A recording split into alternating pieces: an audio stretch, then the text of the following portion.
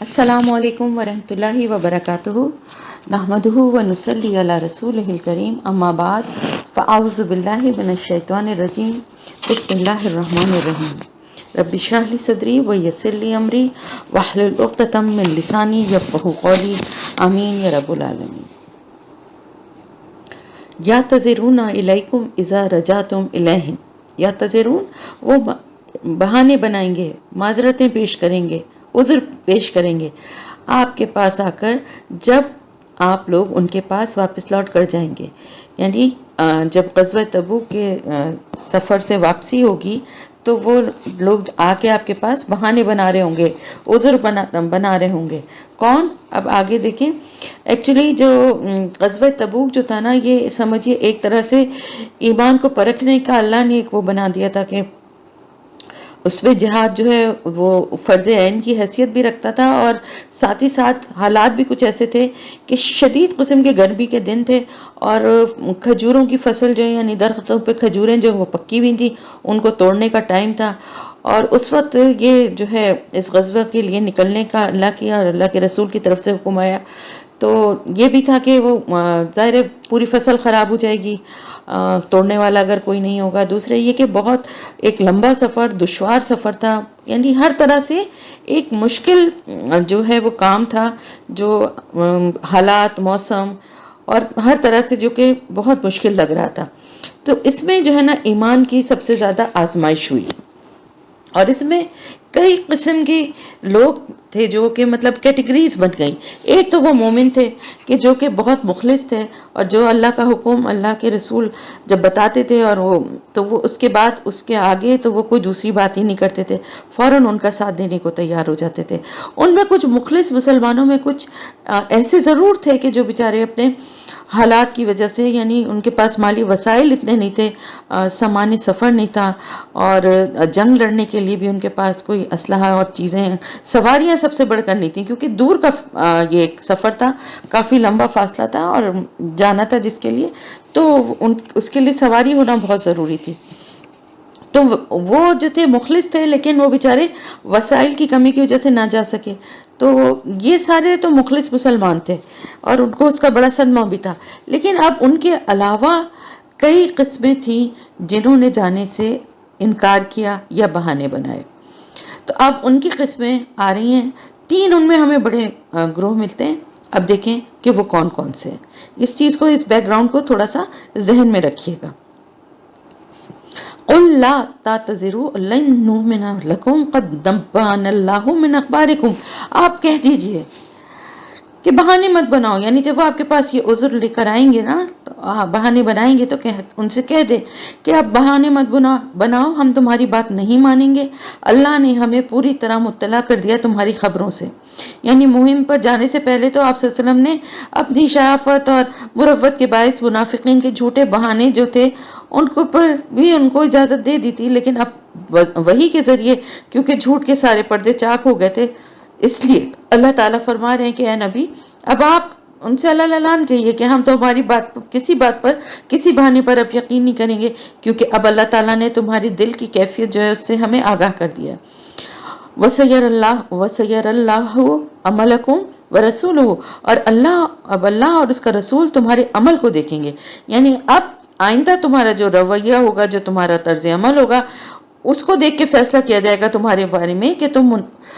مسلمان ہو یا منافق ہو۔ پھر تمہیں لوٹا دیا جائے گا اس کی طرف جو غائب و حاضر کا جاننے والا ہے، یعنی کون؟ اللہ تعالیٰ۔ یعنی تمہیں لوٹایا اس کی طرف ہی جائے گا، مرنے کے بعد وہیں تمہیں اسی کے سامنے حاضر ہونا ہے، پھر وہ تمہیں بتا دے گا جو کچھ تم کرتے رہے تھے۔ سَيَحْلِفُونَ بِاللَّهِ لَكُمْ إِذَا انقلبتم إِلَيْهِمْ لِتُعْرِضُوا عَنْهُمْ، ابھی یہ تمہارے سامنے اللہ کی قسمیں کھائیں گے جبکہ تم لوگ ان کی طرف لوٹ کر جاؤ گے، تاکہ آپ ان سے اعراض برتیں، چشم پوشی کریں۔ فَأَعْرِضُوا عَنْهُمْ إِنَّهُمْ رِجْسٌ وَمَأْوَاهُمْ جَهَنَّمُ جَزَاءً بِمَا كَانُوا يَكْسِبُونَ۔ فَأَعْرِضُوا، تو ٹھیک ہے اگر آپ ان سے اعراض برتیں گے، یہ ناپاک لوگ ہیں، رجس ہے، گندگی ہے، ناپاک ہیں، اور ان کا ٹھکانہ آگ ہے، اور یہ کس چیز کا بدلہ ہے؟ جو یہ کمائی کر رہے ہیں، یعنی جو کچھ اپنے عمل سے یہ کمائی کر رہے ہیں اس کا بدلہ صرف آگ ہے، جہنم ہے۔ یہ قسمیں کھائیں گے تمہارے سامنے تاکہ تم ان سے راضی ہو جاؤ۔ یعنی آپ صلی اللہ علیہ وسلم سے تو کے سامنے تو کھائیں گے ہی، مسلمانوں کے سامنے بھی کھائیں گے۔ کیوں؟ اس لیے کہ یہ ان کی معاشرتی مجبوری تھی۔ ایک معاشرے میں سب رہتے تھے، اوس اور خزرج جو قبائل تھے، ظاہر انہیں کے یہ بھی افراد تھے اور ان کے آپس میں رشتہ داریاں تھیں۔ اب ان کو اندازہ تھا کہ اگر مسلمانوں کے دل ان کی طرف سے صاف نہیں ہوئے تو ظاہر ہے لوگ ان سے ملنا جلنا، ان سے تعلق رکھنا، ان سے لین دین، ہر چیز ختم، رشتہ تک ختم کر لیں گے۔ تو اس لیے وہ مسلمانوں کے اندر اپنا اعتماد بحال کرنے کے لیے طرح طرح سے دوڑ دھوپ کر رہے تھے، مسلمانوں سے ملاقاتیں کرتے تھے، ان کو اپنی مجبوریاں بتاتے تھے، ان کے سامنے قسمیں کھا کھا کر یقین دلاتے تھے کہ ہم تو بڑے مخلص مسلمان ہیں، تو اگر تم ان سے راضی ہو بھی گئے تو اللہ ان نافرمانوں سے راضی ہونے والا نہیں ہے۔ اور یہ بدو لوگ کفر و نفاق میں زیادہ سخت ہیں اور زیادہ اس لائق ہیں کہ ناواقف ہوں اس چیز کی حدود سے جو اللہ نے اپنے رسول پر نازل فرمائی، اور اللہ سب کچھ جاننے والا، کمال حکمت والا ہے۔ یعنی اہل مدینہ تو ظاہر مستقل آپ صلی اللہ علیہ وسلم کی صحبت سے فیضیاب ہو رہے تھے، آپ کے محفلوں میں شامل ہوتے تھے، مجلسوں میں آپ کی جمعے کے خطبے سنتے تھے، اور آپ کی موجودگی میں ظاہر نصیحت کا ایک سلسلہ ان کے درمیان چلتا رہتا تھا۔ لیکن یہ جو بدو تھے، بدو کون تھے؟ الاعراب جن کو کہا گیا، یہ وہ تھے جو کہ مدینے کے گرد و نواح میں قبائلی، اور جو کہنا چاہیے کہ قبائلی یا دیہاتی جو لوگ تھے نا، تو وہ ان کو زیادہ تعلیم حاصل کرنے کے ایسے مواقع تو بالکل میسر ہی نہیں تھے، ظاہر مدینے سے دور تھے،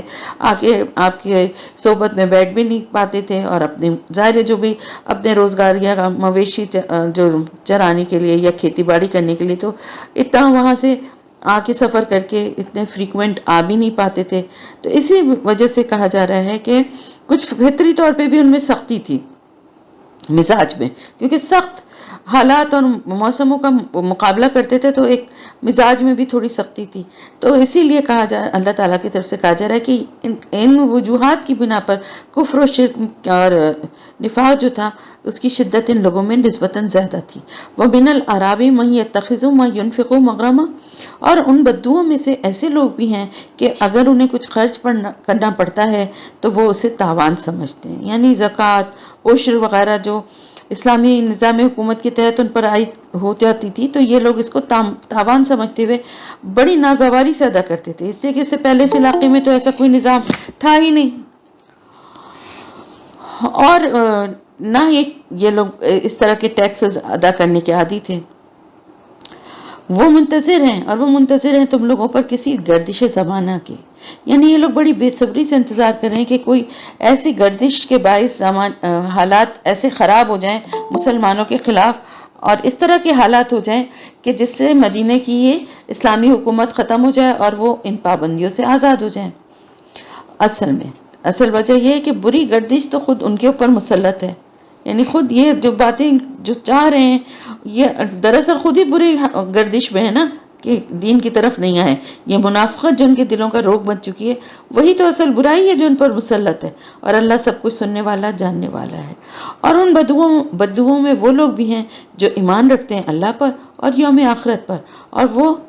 خرچ کرتے ہیں اللہ کی راہ میں، اس کو سمجھتے ہیں اللہ کے قرب اور رسول صلی اللہ علیہ وسلم کی دعاؤں کا ذریعہ۔ یعنی سب کے سب ایسے نہیں تھے، اکثریت چاہے ہو ایسی، یا جو تھے وہ بہت سخت ہوں اس میں، لیکن یہ کہ بہت سے ایسے بھی تھے ان میں جو سچے مومن تھے، اور وہ اللہ کے راستے میں اس طرح زکوٰۃ یا عشر یا اور بھی جو کچھ خرچ کرنا ہوتا تھا وہ مال کو بڑے شوق سے خرچ کرتے تھے اللہ کے راہ میں، اور اس کو اللہ کا قرب حاصل کرنے کا ذریعہ سمجھتے تھے، اور انہیں یہ بھی یقین ہے کہ دین کے لیے اگر ہم مال خرچ کریں گے تو اللہ کے رسول صلی اللہ علیہ وسلم کی دعائیں بھی ان کے شامل حال ہو جائیں گی۔ الا انہا قربۃ لہم سیدخلہم اللہ فی رحمتہ ان اللہ غفور رحیم، آگاہ ہو جاؤ، یہ بات جو وہ اس طرح جو وہ سوچتے ہیں نا، یہ ان کا جو انفاق ہے یہ ان کے لیے، دیکھیں نفاق اور انفاق میں بہت معمولی سا فرق ہے، تو اس کو کنفیوز مت ہوا کریے۔ انفاق کہتے ہیں اللہ کی راہ میں خرچ کرنے کو، اور نفاق کہتے ہیں منافق جو ہوتی ہے اس کو۔ تو ان کا یہ انفاق یعنی اللہ کی راہ میں خرچ کرنا خوش دلی سے جو ہے ان کے لیے باعث تقرب ہے، یعنی اللہ کا قرب ان کو حاصل ہوگا، ان قریب اللہ انہیں اپنی رحمت میں داخل کرے گا، یقیناً اللہ معاف فرمانے والا رحم فرمانے والا ہے۔ والسابقون الاولون من المہاجرین والانصار والذین اتبعوهم بإحسان، اور سابقون اور اولون جو ہیں یعنی سب سے پہلے سبقت حاصل کرنے والے، آگے نکلنے والے مہاجرین اور انصار میں سے ہیں۔ مہاجرین تو اس لیے کہ ظاہر ہے سب سے پہلے آپ صلی اللہ علیہ وسلم نے جب دعوت دی دین کی تو سب سے پہلے وہی موجود تھے اور وہی مان لیا ہے۔ لیکن انصار کیونکہ انصار تک بھی جیسے ہی دین کی دعوت پہنچی وہ بھی فوراً ایمان لیا ہے۔ تو یہ سابقون ہیں، اولون ہیں، شروع کے ایمان لانے والے، یعنی جب کہ دین کو غلبہ حاصل ہو گیا اور پھر ایک باقاعدہ ایک نظام اور ایک ریاست قائم ہو گئی اور ہر طرف جو ہے دعوت اور تبلیغ کے ذریعے سے لوگ بہت تیزی سے لوگ ایمان لانے لگے۔ اس وقت کے ایمان کی اہمیت اور کیفیت بالکل الگ تھی، اور اس وقت جب کہ چند مٹھی بھر مسلمان تھے، طرح طرح کے ظلم اور سختیوں کا مقابلہ کر رہے تھے اور پھر بھی اللہ کے راستے پہ ڈٹے ہوئے تھے، اللہ کے رسول صلی اللہ علیہ وسلم کا ساتھ دے رہے تھے، تو وہ مہاجرین اور انصار جو تھے ظاہر ہے ان کا درجہ کہیں زیادہ بلند ہے۔ اللہ تعالیٰ فرما رہے ہیں ان کے لیے کتنے خوش نصیب وہ ہیں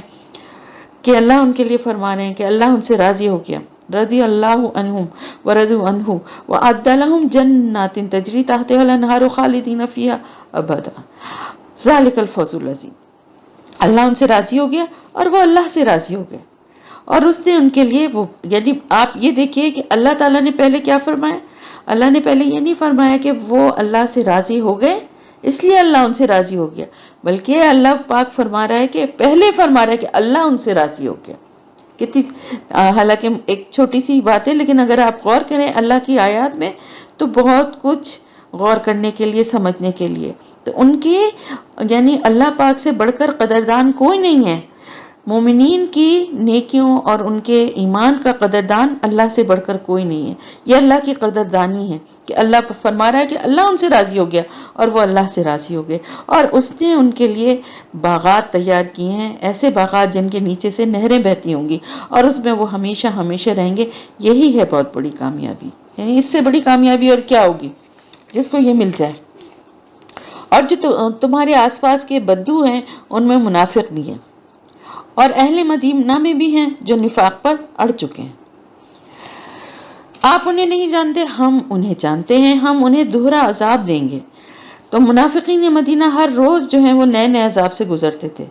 اور ہر روز کہیں نہ کہیں کیا ہوتا تھا کہ یا تو اللہ کی راہ میں نکلنے کا کوئی مطالبہ ہوتا تھا، یعنی کوئی جہاد کے لیے کوئی دعوت دی جا رہی ہوتی تھی، یا پھر کیا ہوتا تھا اللہ کی راہ میں خرچ کرنے کا کوئی مومنین سے جو ہے وہ کہا جا رہا ہوتا تھا۔ تو اب وہ کتنے بہانے بناتے، ہر موقع پہ انہیں جھوٹی قسمیں کھانا پڑتی تھیں، جھوٹے بہانے بنا کے اپنی جان چھڑانا پڑتی تھی۔ اس طرح سے کیا تھا، ان کی زندگی مسلسل عذاب میں تھی۔ لیکن یہ تو دنیا کا بڑا معمولی سا ایک عذاب تھا، اللہ فرما رہا ہے ہم انہیں دوہرا عذاب دیں گے، پھر وہ لوٹا دیے جائیں گے ایک بہت بڑے عذاب کی طرف۔ یعنی دنیا کا عذاب جتنا بھی ہے وہ آخرت کے عذاب کے مقابلے میں تو کچھ بھی نہیں ہے، اور آخرت میں ان کو ایک بہت بڑے عذاب کا سامنا کرنے کے لیے بھی پیش ہونا پڑے گا۔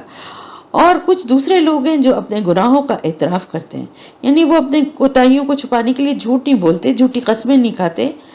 اور وہ منافق نہیں ہے اس لیے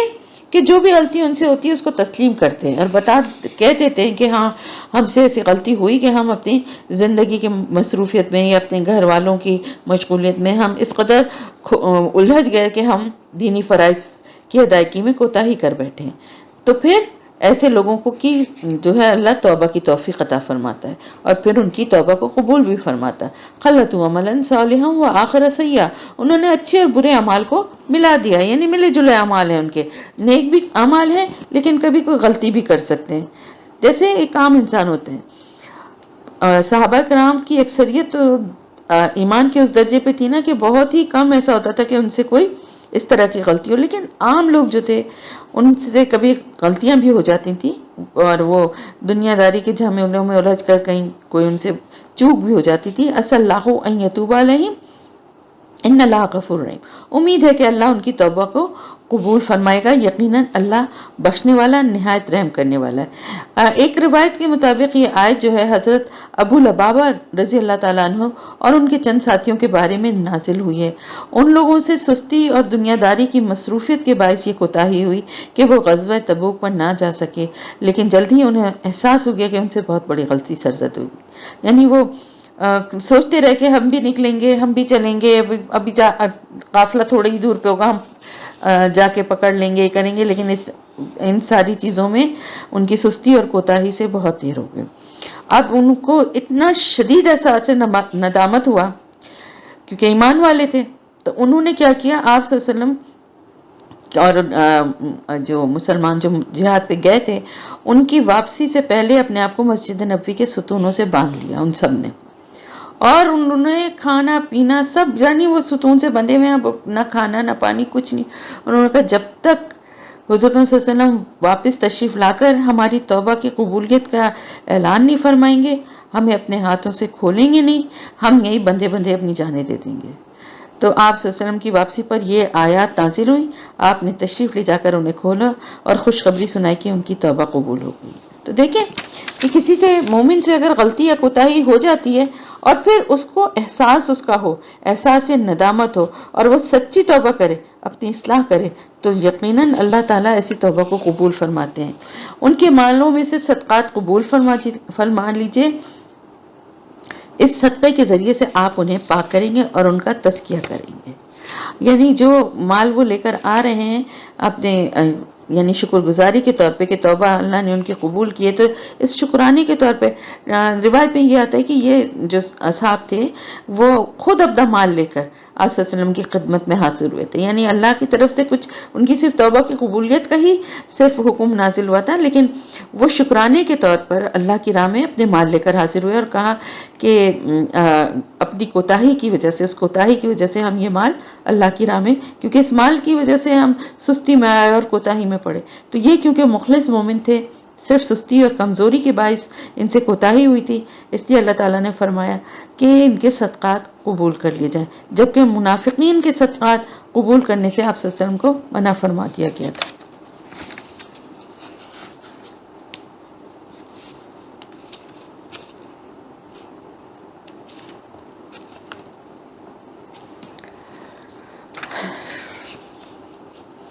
اور ساتھ ہی ساتھ یہ بھی اللہ تعالیٰ نے فرمایا وَصَلِّ عَلَيْهِمْ إِنَّ صَلَاتَكَ سَكَنٌ لَهُمْ، ان کے لیے دعا کیجئے، یقیناً آپ کی دعا ان کے حق میں سکون بخش ہے، یعنی آپ کی دعا سے ان کو اور اطمینان ہوگا کہ اللہ کے رسول صلی اللہ علیہ وسلم ان کے لیے دعا کر رہے ہیں، اس سے ان کو اور تسلی ہو جائے گی کہ ان کی غلطی جو ہے وہ معاف کر دی گئی ہے، ان کی توبہ قبول کی جا چکی ہے۔ واللہ سمیع علیم، اور اللہ سب کچھ سننے والا اور جاننے والا ہے۔ کیا وہ نہیں جانتا کہ اللہ اپنے بندوں کی توبہ قبول فرماتا ہے اور ان کے صدقات کو قبولیت عطا فرماتا ہے؟ یعنی اللہ کے بندوں کو یہ معلوم ہونا چاہیے کہ وہ التواب بھی ہے اور اپنے بندوں کے صدقات کو شرف قبولیت بھی بخشتا ہے۔ تو یہ دیکھیں کہ یہ اللہ کی رحمت ہے نا، اللہ کو کیا ضرورت ہے کسی کے مال کی یا کسی کے خیرات کرنے کی، صدقہ دینے کی، لیکن اللہ کی رحمت ہے کہ وہ اپنے بندوں سے اس کو قبول فرماتا ہے۔ وَأَنَّ اللَّهَ هُوَ التَّوَّابُ الرَّحِيمُ، اور یہ کہ وہ بہت ہی توبہ قبول فرمانے والا ہے، بہت ہی رحم فرمانے والا ہے۔ اور آپ ان سے کہہ دیجئے کہ تم عمل کرو، اب اللہ اور اس کا رسول اور اہل ایمان تمہارے عمل کو دیکھیں گے۔ تو کیا فرمایا کہ اب پھر سے دوبارہ سے محنت کرو، کوشش کرو اور جانفشانی کا مظاہرہ کرو، تاکہ تمہارے آئندہ جو تمہارے اعمال ہیں ان سے اندازہ ہو کہ اب تمہارا دین کے بارے میں کیسا رویہ ہے، کہ دوبارہ تو تم سے کوئی کوتاہی وغیرہ نہیں ہوگی، اور قریب تمہیں لوٹا دیا جائے گا اس کی طرف جو ہر غائب اور حاضر کا جاننے والا ہے، پھر وہ تمہیں بتا دے گا جو کچھ تم کرتے رہے تھے۔ یعنی قیامت کے دن تو تمہیں اللہ کے حضور پیش ہونا ہے، وہاں تمہارے سارے اعمال پیش کر دیے جائیں گے۔ تو وآخرون مرجون وآخرون مرجعون الی امر اللہ اما یعذبہم واما یتوب علیہم واللہ علیم حکیم۔ اور کچھ دوسرے ہیں، دیکھیں کتنی قسمیں آ گئیں، ایک تو وہ جو عذر پیش کر رہے تھے لیکن جن کے دلوں میں منافقت تھی، پھر ایک وہ کہ جو اپنی سستی اور کاہلی کی وجہ سے سوچتے رہ گئے اور شامل نہیں ہوئے، لیکن وہ اس پہ نادم ہوئے، یہ جو تھے سچے اور مخلص مومن تھے، ٹھیک ہے۔ پھر ایک اب وہ ان کے بارے میں بتایا جا رہا ہے کہ کچھ دوسرے لوگ ہیں جن کے معاملے کو اللہ کے فیصلے تک مؤخر کر دیا گیا ہے، اب اللہ چاہے تو انہیں عذاب دے اور چاہے تو ان کی توبہ قبول فرمائے، اور اللہ سب کچھ جاننے والا، حکمت والا ہے۔ یہ دوسری قسم کے لوگوں کا، ان کا بھی معاملہ کچھ اسی طرح کا ہی تھا کہ یہ تین اصحاب تھے، کعب بن مالک، ہلال بن امیہ اور مرارہ بن ربیع۔ ان میں سے ایک صحابی جو تھے انہوں نے اپنا واقعہ بڑی تفصیل سے بیان کیا، یہاں پر اس کا موقع نہیں ہے، لیکن میں مختصراً آپ کو بتاؤں کہ وہ بھی اسی طرح سستی کی وجہ سے بیٹھے رہ کے میری اونٹی تو بڑی تیز ہے اور توانا ہے، میں بہت تیزی سے جاؤں گا اور راستے میں لشکر سے جا ملوں گا، اور یہاں تک کہ وہ وقت نکل گیا اور پھر مجھے احساس ہوا کہ میں خواہ کتنی کوشش کر لوں لشکر کے ساتھ نہیں جا کے مل سکتا۔ تو آپ صلی اللہ علیہ وسلم جب واپس تشریف لائے اور آپ نے پیچھے رہ جانے والوں کو بلا کر جو ہے ان سے باس پرس کی، تو منافقین تو جھوٹی قسمیں کھانے اور بہانے بنانے لگے، اور آپ صلی اللہ علیہ وسلم کی باتوں کو صرف سنتے رہے۔ اور پھر وہ تھے جنہوں نے اپنے کو ستون سے باندھا تھا، وہ تو ان کا معاملہ بھی ختم ہو گیا۔ پھر جب کعب بن مالک کی باری ہے تو آپ صلی اللہ علیہ وسلم نے ان کو دیکھ کر تبسم فرمایا، اور ظاہر ہے کہ آپ صلی اللہ علیہ وسلم جانتے تھے کہ کعب جو ہیں وہ سچے مومن ہیں۔ تو پھر جب آپ نے ان سے پوچھا کہ تمہیں کس چیز نے روکا تھا، تو انہوں نے صاف کہہ دیا کہ لوگ جھوٹی قسمیں کھا کھا کر چھوٹ گئے ہیں، اللہ نے مجھے بھی زبان دی ہے، میں بھی جھوٹ بول سکتا ہوں، مگر سچی بات یہ کہ میرے پاس کوئی عذر نہیں ہے۔ میں ان دنوں جتنا صحت مند تھا اتنا پہلے کبھی نہیں تھا، اور اتنا غنی اور خوشحال تھا جیسے پہلے کبھی نہ تھا، تو مجھے تو کوئی ایسا عذر نہیں ہے میرے پاس، لیکن شیطان نے بس مجھے بہکایا جس کی وجہ سے میں جو ہے وہ تاخیر کر بیٹھا۔ اسی طرح ان کے باقی دو ساتھیوں نے بھی سچ بولا۔ اب ان تینوں کے بارے میں کیونکہ مؤخر ہو گیا تھا نا ان کا فیصلہ، تو اللہ کے رسول صلی اللہ علیہ وسلم نے حکم دیا کہ کوئی ان تینوں سے بات نہ کرے، اور ان کا مکمل طور پر سوشل بائیکاٹ کیا گیا جو پورے 50 دن تک جاری رہا۔ اور 40 دن کے بعد یعنی یہ ہوا کہ ان کی بیوی جو ہے ان کو بھی ان سے علیحدہ کر دیا گیا، اور پھر اس کے بعد یعنی ان کو لوگوں نے ان کو بڑی یعنی ان کے لیے بڑی ان کو دعوت بھی دی کہ آپ ہمارے پاس آ جائیں، اور ہم آپ کی قدر نہیں کی جا رہی، اور لیکن انہوں نے کہا، ان کو وہ خط لکھ کے بھیجا گیا والی غسان کی طرف سے، کہ انہوں نے کہا کہ آپ کے ساتھی آپ پر بڑا ظلم ڈھا رہے ہیں، آپ تو بہت باعزت آدمی ہیں، اور آپ ایسے نہیں کہ آپ کو ذلیل کیا جائے، آپ ہمارے پاس آ جائیں، ہم آپ کی قدر کریں گے اور اعلیٰ مراتب سے بھی نوازیں گے۔ مگر انہوں نے کیا کیا، جب وہ خط ان تک پہنچا تو انہوں نے تندور میں جھونک دیا۔ یعنی واقعی وہ سچے مومن تھے اور شرمندہ تھے جو کچھ ان سے غلطی ہو گئی تھی، تو 50ویں دن سزا کے ان کی معافی اور توبہ کی قبولیت کا حکم آیا۔ آگے آیت نمبر 118 میں آپ اب وہ جو حکم ہے وہ بھی آپ پڑھیں گے اور اندازہ ہوگا کہ کس طرح اللہ نے ان کی توبہ قبول کی۔ اب آگے بیان آ رہا ہے اس مسجد کے بارے میں جو کہ منافقین نے بنائی تھی، اور وہ لوگ جنہوں نے ایک مسجد بنائی ہے ضرر اور کفر کے لیے اور اہل ایمان میں تفریق پیدا کرنے کے لیے اور ان لوگوں کو گھات فراہم کرنے کے لیے جو پہلے سے اللہ اور اس کے رسول سے جنگ کر رہے ہیں، یعنی مسجد درار کا مطلب ہے ضرر پہنچانا، نقصان پہنچانا۔ یہ مسجد بنائی ہی اس وجہ سے گئی تھی کہ یہ منافقین نے بنائی تھی، اور اس کے لیے وہاں بیٹھ کے وہ اپنی سازشیں کرنے کے لیے اور لوگوں کو گمراہ کرنے کے لیے، اور اللہ کے جو نیک بندے ہیں اہل ایمان ان کے درمیان آپس میں تفریق پیدا کرنے کے لیے، وہاں پلاننگ کرنے کے لیے جو ہے یہ مسجد بنائی گئی تھی۔ تو یہ دراصل بنائی کس نے تھی؟ منافقین نے بنائی تھی مسجد قباء کے قریبی علاقے میں، اور اس کی تعمیر کے پیچھے ایک شخص ابو عامر راہب کا ہاتھ تھا جو کہ قبیلہ خزرج سے تھا،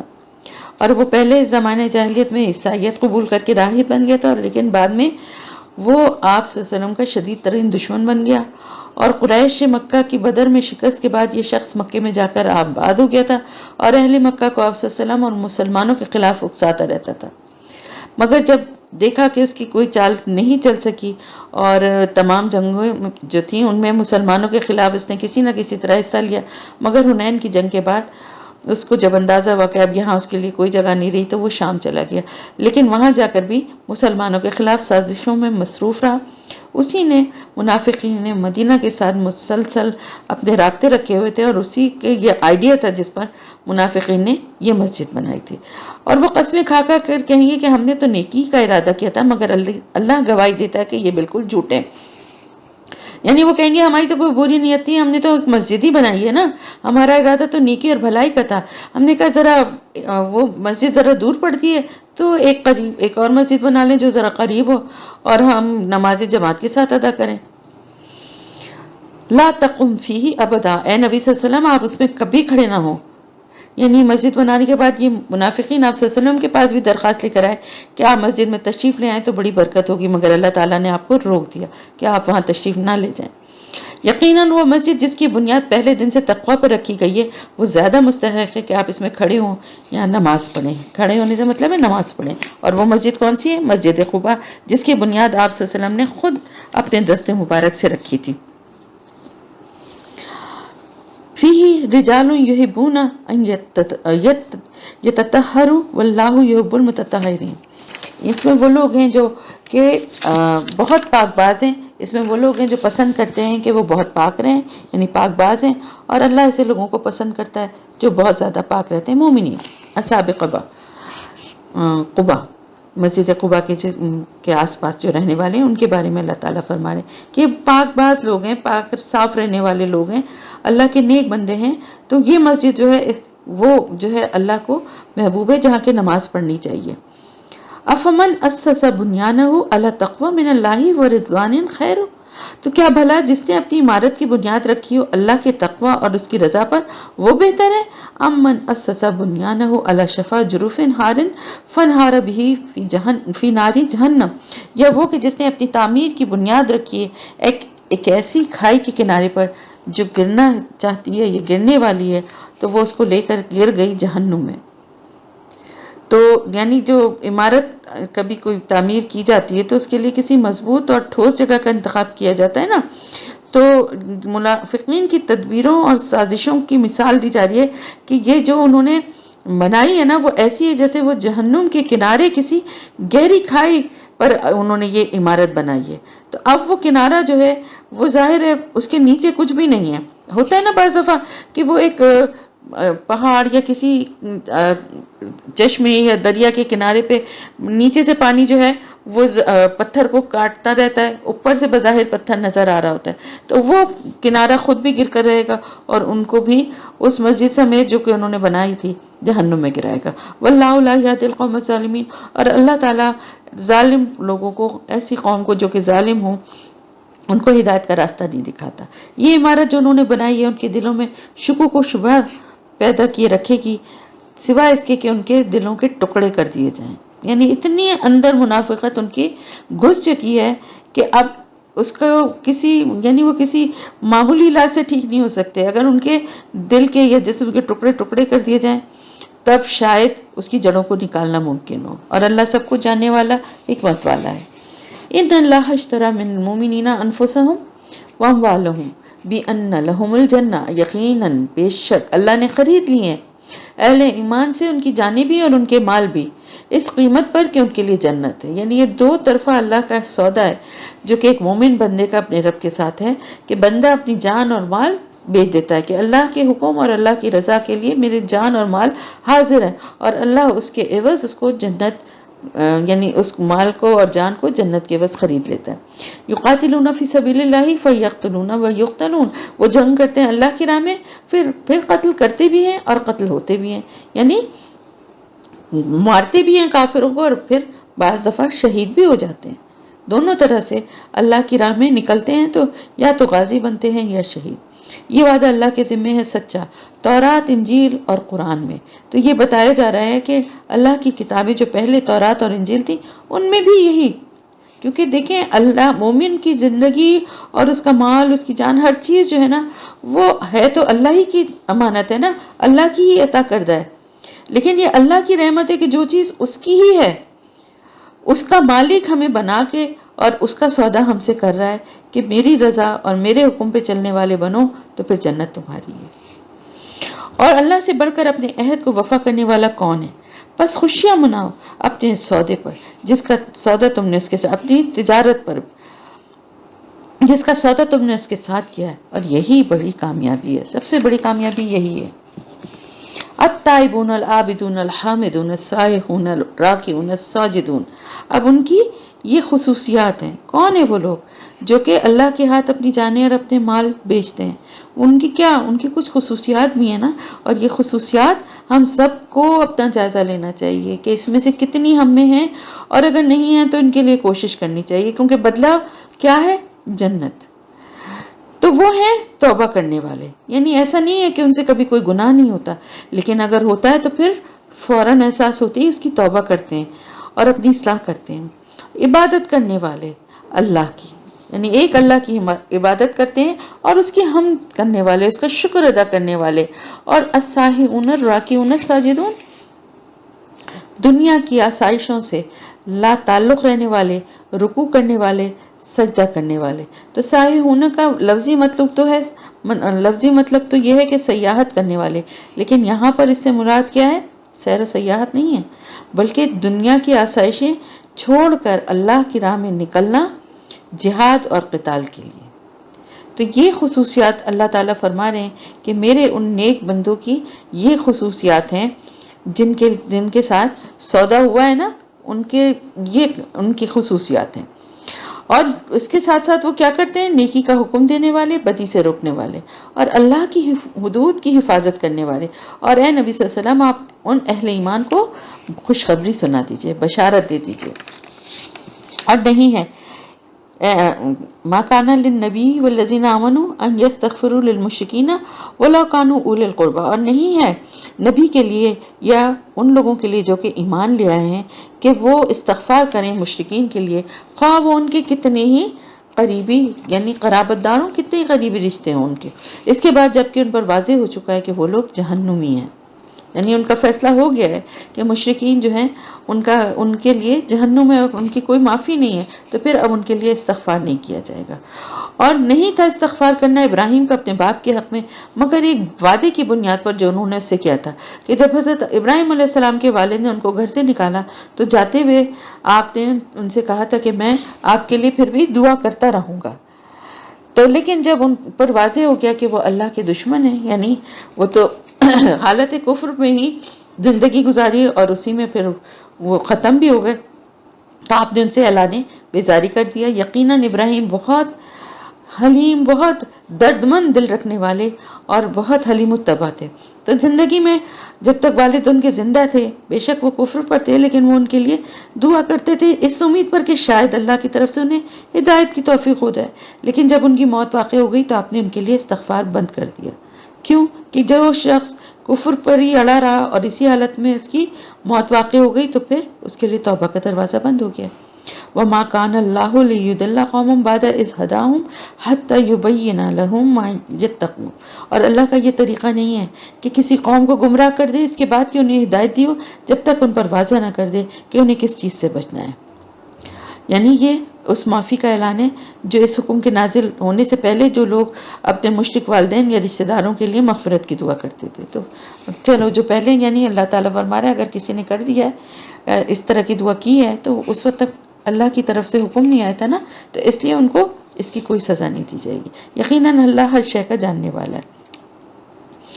ان اللہ لہ ملک السماوات والارض یحیی و یمیت وما لکم من دون اللہ من ولی ولا نصیر، بلا شبہ اللہ ہی کے لیے ہے آسمانوں اور زمین کی بادشاہت، اور وہی زندگی دیتا ہے اور وہی موت دیتا ہے، اور تمہارے لیے اللہ کے سوا نہ تو کوئی حمایتی ہے اور نہ کوئی مددگار۔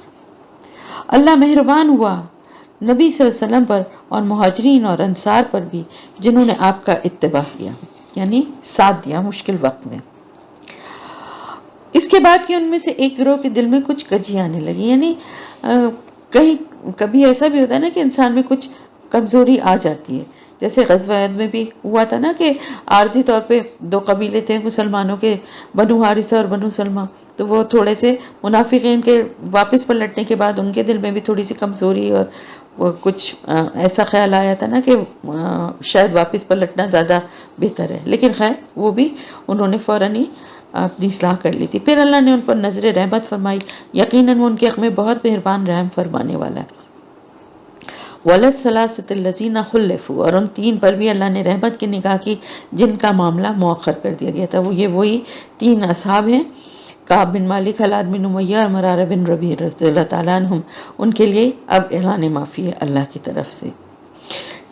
اور اللہ تعالیٰ فرما رہے ہیں یہاں تک کہ زمین اپنی تمام تر کشادگی کے باوجود ان پر تنگ پڑ گئی اور ان پہ اپنی جانیں بھی بوجھ ہو گئیں، اور انہیں یقین ہو گیا کہ اللہ کے سوا کوئی اور جائے پناہ ہے ہی نہیں۔ یعنی ایسی ان کے پر حالت ہو گئی تھی کہ ہر ایک نے ان سے ملنے اور بات چیت کوئی ان سے نہیں کرتا تھا، اور ملنا جلنا اور ان کے ساتھ بیٹھنا تو دور کی بات ہے، کوئی ان سے بات تک نہیں کرتا تھا۔ تو اللہ کی طرف سے اللہ تعالیٰ فرما رہے ہیں کہ ان کو اب اس بات کا یقین ہو گیا کہ اللہ کے سوا کوئی اور جائے پناہ ہی نہیں ہے. یعنی بندوں پر اگر اللہ کی طرف سے کوئی سختی آتی ہے تو بالکل وہ اسی طرح ہے جیسے کسی بچے کو غلطی کرنے پر ماں کی طرف سے سزا ملتی ہے. تو اس میں اس بچے کی بھلائی ہوتی ہے نا، اور وہ اس کو اس سختی کے بعد پھر بھاگتا کس کی طرف ہے؟ اپنی ماں کی طرف ہی پلٹتا ہے نا. تو انہوں نے بھی پناہ کے لیے اللہ کی طرف ہی رجوع کیا تھا نا، تو اللہ کی طرف سے ان کی توبہ قبول ہو گئی. ثم تاب علیہم لیتوبوا ان اللہ هو التواب الرحیم. تو اس نے ان کی توبہ قبول کر لی تاکہ وہ بھی پھر متوجہ ہو جائیں اللہ کی طرف. یقیناً اللہ بہت توبہ قبول کرنے والا اور بہت زیادہ رحم کرنے والا. یا ایھا الذین آمنوا اتقوا اللہ یا ایھا الذین آمنوا اتقوا اللہ وکونوا مع الصادقین. اور اے ایمان والو، اللہ کا تقوی اختیار کرو اور سچے لوگوں کا ساتھ اختیار کرو، سچے لوگوں کے ساتھ رہا کرو.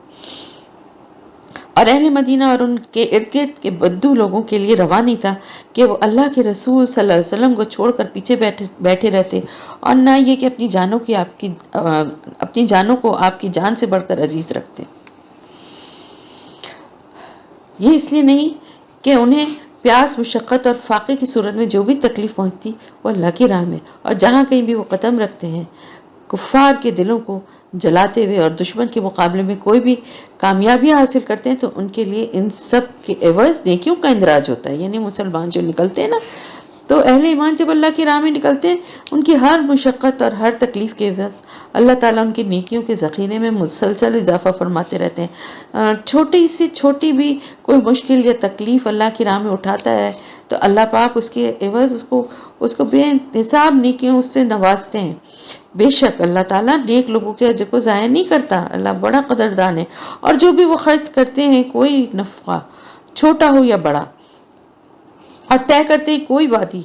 تو ان کا ایک ایک عمل ان کے لیے لکھ لیا جاتا ہے. لیجزیہم اللہ احسن ما کانوا یعملون، تاکہ اللہ بدلہ دے انہیں بہت ہی عمدہ اس کا جو وہ عمل کر رہے ہیں. اور اہل ایمان کے لیے تو یہ ممکن ہی نہیں ہے کہ وہ سب کے سب نکل آئیں. تو اب کس کی بات ہو رہی ہے؟ مدینے کے جو گرد نواح میں بسنے والے بدو جو تھے، جو قبائلی تھے، ان کا ذکر ہو رہا ہے کہ اب ظاہر یہ بات تو مشکل ہے کہ باقاعدگی سے وہ سارے نکل کر آیا کریں مدینے تاکہ آپ صلی اللہ علیہ وسلم کی صحبت کا فیض اٹھا سکیں یا نصیحت حاصل کر سکیں یا ان مجلسوں میں موجود رہ سکیں یا آپ کے جو خطبے ہیں جمعے کے ان کو سن سکیں. ان کے لیے مشکل ہے. تو پھر اس سے بہتر ایسا کیوں نہ ہوتا کہ ایک نکلتا ان کی ہر جماعت میں سے ایک گروہ تاکہ وہ دین کا فہم حاصل کرتے. تو اس کا طریقہ بھی بتا دیا گیا کہ اس کے لیے کیا طریقہ ہے. اس کے لیے طریقہ یہ ہونا چاہیے کہ ہر قبیلے سے، ہر علاقے سے کچھ لوگ آئیں ایک گروہ کی شکل میں اور آپ صلی اللہ علیہ وسلم کی صحبت سے فیض یاب ہوں اور وہاں ان کی ٹریننگ ہو اور وہ دین کے معاملات کو سیکھیں. پھر وہ تاکہ وہ اپنے لوگوں کو خبردار کریں جب ان کے یہاں طرف واپس لوٹیں تاکہ وہ بھی نافرمانی سے بچیں. اب کیا یہ ایک باقاعدہ ایک نظام ہے کہ مختلف قبائل سے ان کے گروہ آئیں، وہ مدینے میں قیام کریں، آپ صلی اللہ علیہ وسلم کی صحبت میں رہیں اور جو صحابہ کرام وہاں موجود ہیں ان کی تربیت سے استفادہ حاصل کریں، دین کے احکام کو سمجھیں، پھر اپنے اپنے علاقوں میں واپس جا کے اس تعلیم کو عام کریں، دوسرے لوگوں کو یہ تعلیم دیں. یا ایھا الذین آمنوا قاتلوا الذین یلونکم من الکفار ولیجدوا فیکم غلظہ. اور اہل ایمان والوں جنگ کرو ان کافروں سے جو تم سے قریب ہیں اور وہ تمہارے اندر سختی پائیں. وَاعْلَمُوا أَنَّ اللَّهَ مَعَ الْمُتَّقِينَ، اور جان لو کہ اللہ متقیوں کے ساتھ ہے. اور جب کوئی صورت نازل ہوتی ہے تو ان میں سے بعض، یہ کون ہے وہ بعض؟ یعنی منافقین، وہ آپس میں کہتے ہیں اس نے تم میں سے کس کے ایمان میں اضافہ کیا. فَأَمَّا الَّذِينَ آمَنُوا فَزَادَتْهُمْ إِيمَانًا وَهُمْ يَسْتَبْشِرُونَ. تو وہ لوگ جو واقعی ایمان والے ہیں ان کے ایمان میں تو یقیناً اضافہ کرتی ہے. یعنی جو آیات آتی ہیں، جو اللہ کے احکامات آتے ہیں، ان کے ایمان میں اضافہ ہوتا ہے اس سے اور وہ خوشیاں مناتے ہیں.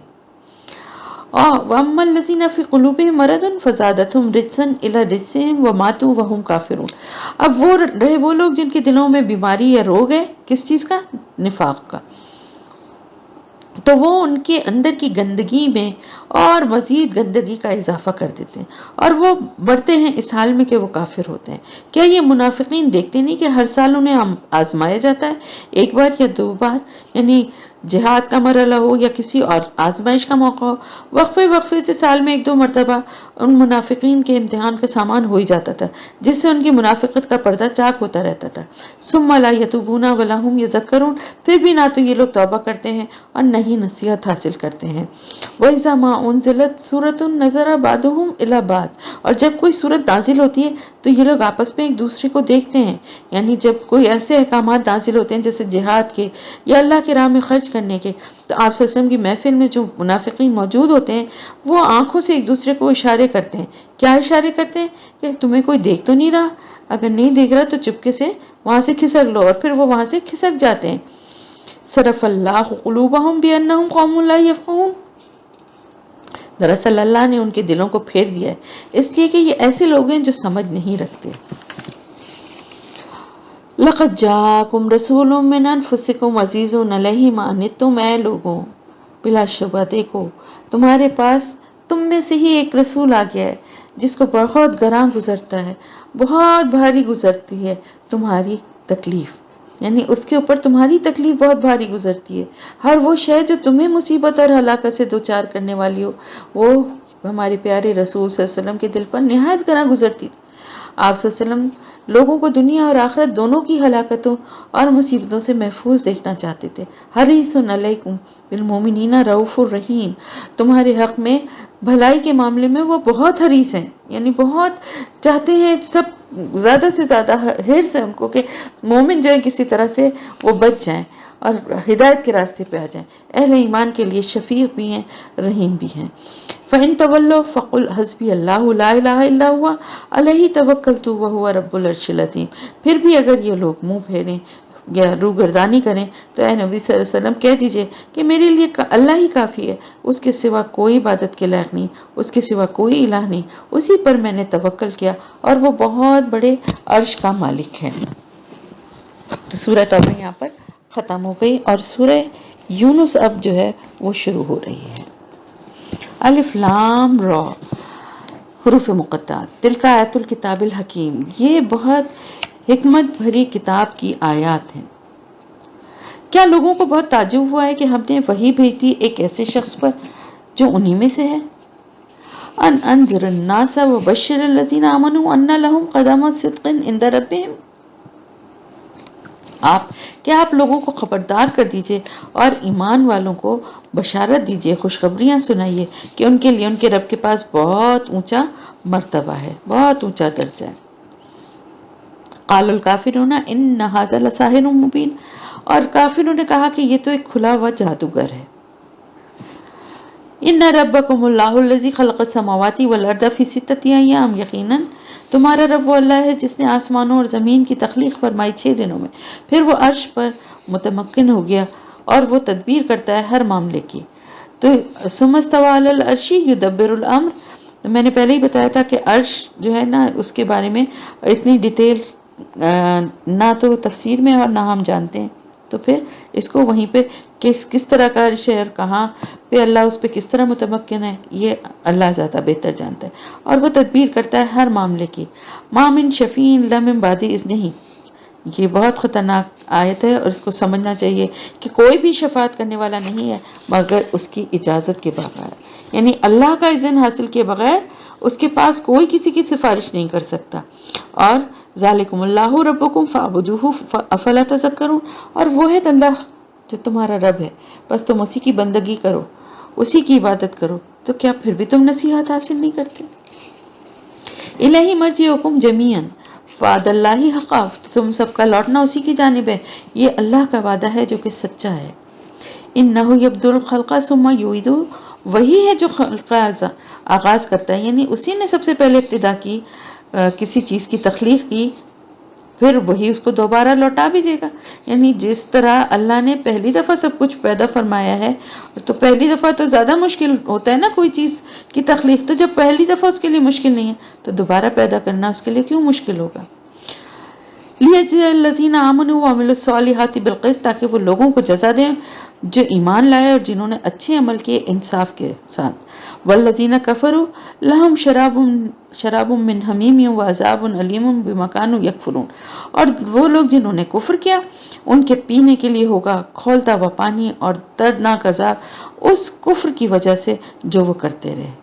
और वही है जिसने बनाया सूरज को चमकदार और चांद को नूर, और उसने उसकी मंजिलें मुकर्रर कर दी, यानी किसकी? चांद की, ताकि तुम्हें मालूम हो गिनती सालों की और तुम मामलात ज़िंदगी का हिसाब कर सको। और अल्लाह ने ये सब कुछ पैदा नहीं किया मगर हक के साथ, और वो तफसील बयान करता है अपनी आयत की उन लोगों के लिए जो इल्म हासिल करना चाहते हैं। यानी ये कायनात जो है बेमकसद तख्लीक नहीं की गई है कि ऐसे यूं ही बस बना दी, बल्कि एक संजीदा और बामकसद तख्लीक है। इन्न फी इख्तिलाफिल लैली वन नहारी व मा खलक़ल्लाहु फिस समावाति वल अर्दि ला आयातिन लिक़ौमिन यत्तक़ून, यकीनन दिन और रात के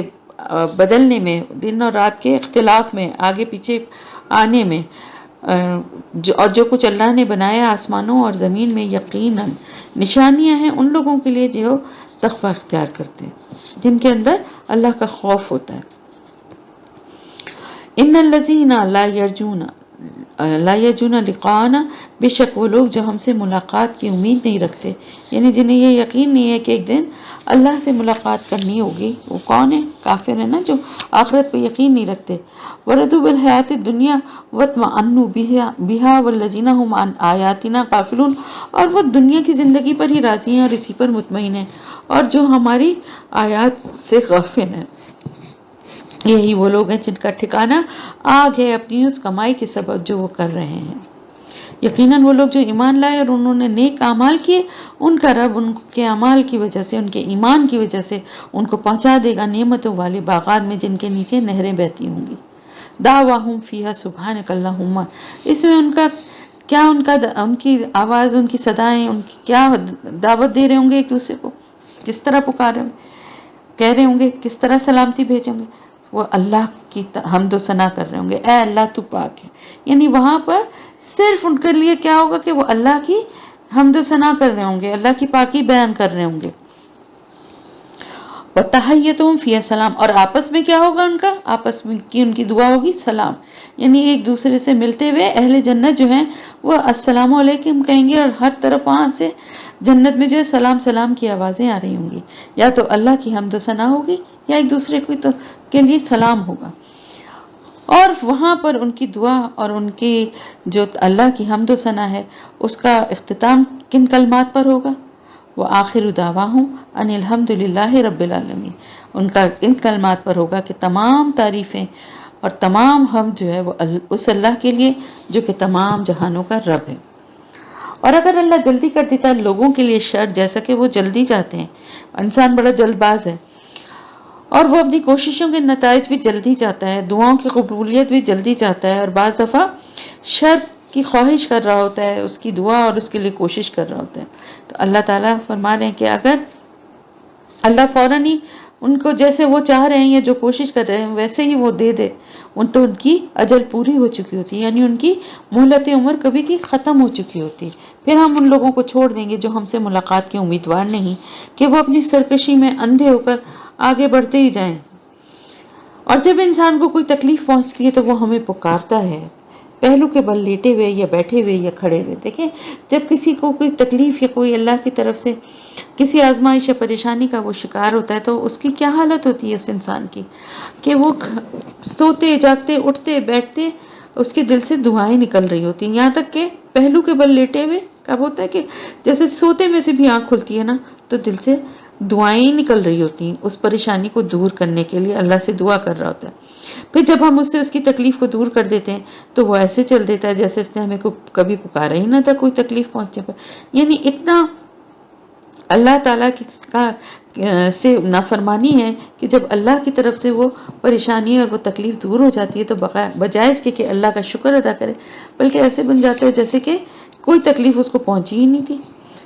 और उसने कभी अल्लाह को पुकारा ही नहीं था। اللہ تعالیٰ فرماتے ہیں کذالک زینا للمسرفین ما کانوا یعملون، ایسے ہی مزین کر دیا گیا، آراستہ کر دیا گیا ان حد سے بڑھنے والوں کے لیے ان کے اعمال، یعنی ان کی ڈھٹائی کی وجہ سے کہ ذرا سی تکلیف آتی ہے تو گڑ گڑا کے دعائیں مانگتے ہیں، لیکن جب تکلیف رفع ہو جائے تو بھول جاتے ہیں جیسے اللہ کو جانتے ہی نہیں۔ اس وجہ سے اللہ تعالیٰ فرما رہے ہیں کہ ان کے جو کام ہے نا، ان کو لگتا ہے بڑے عقل مندی کے کام کر رہے ہیں، وہی ان کو خوبصورت بنا کے دکھائے جا رہے ہیں۔ اور ہم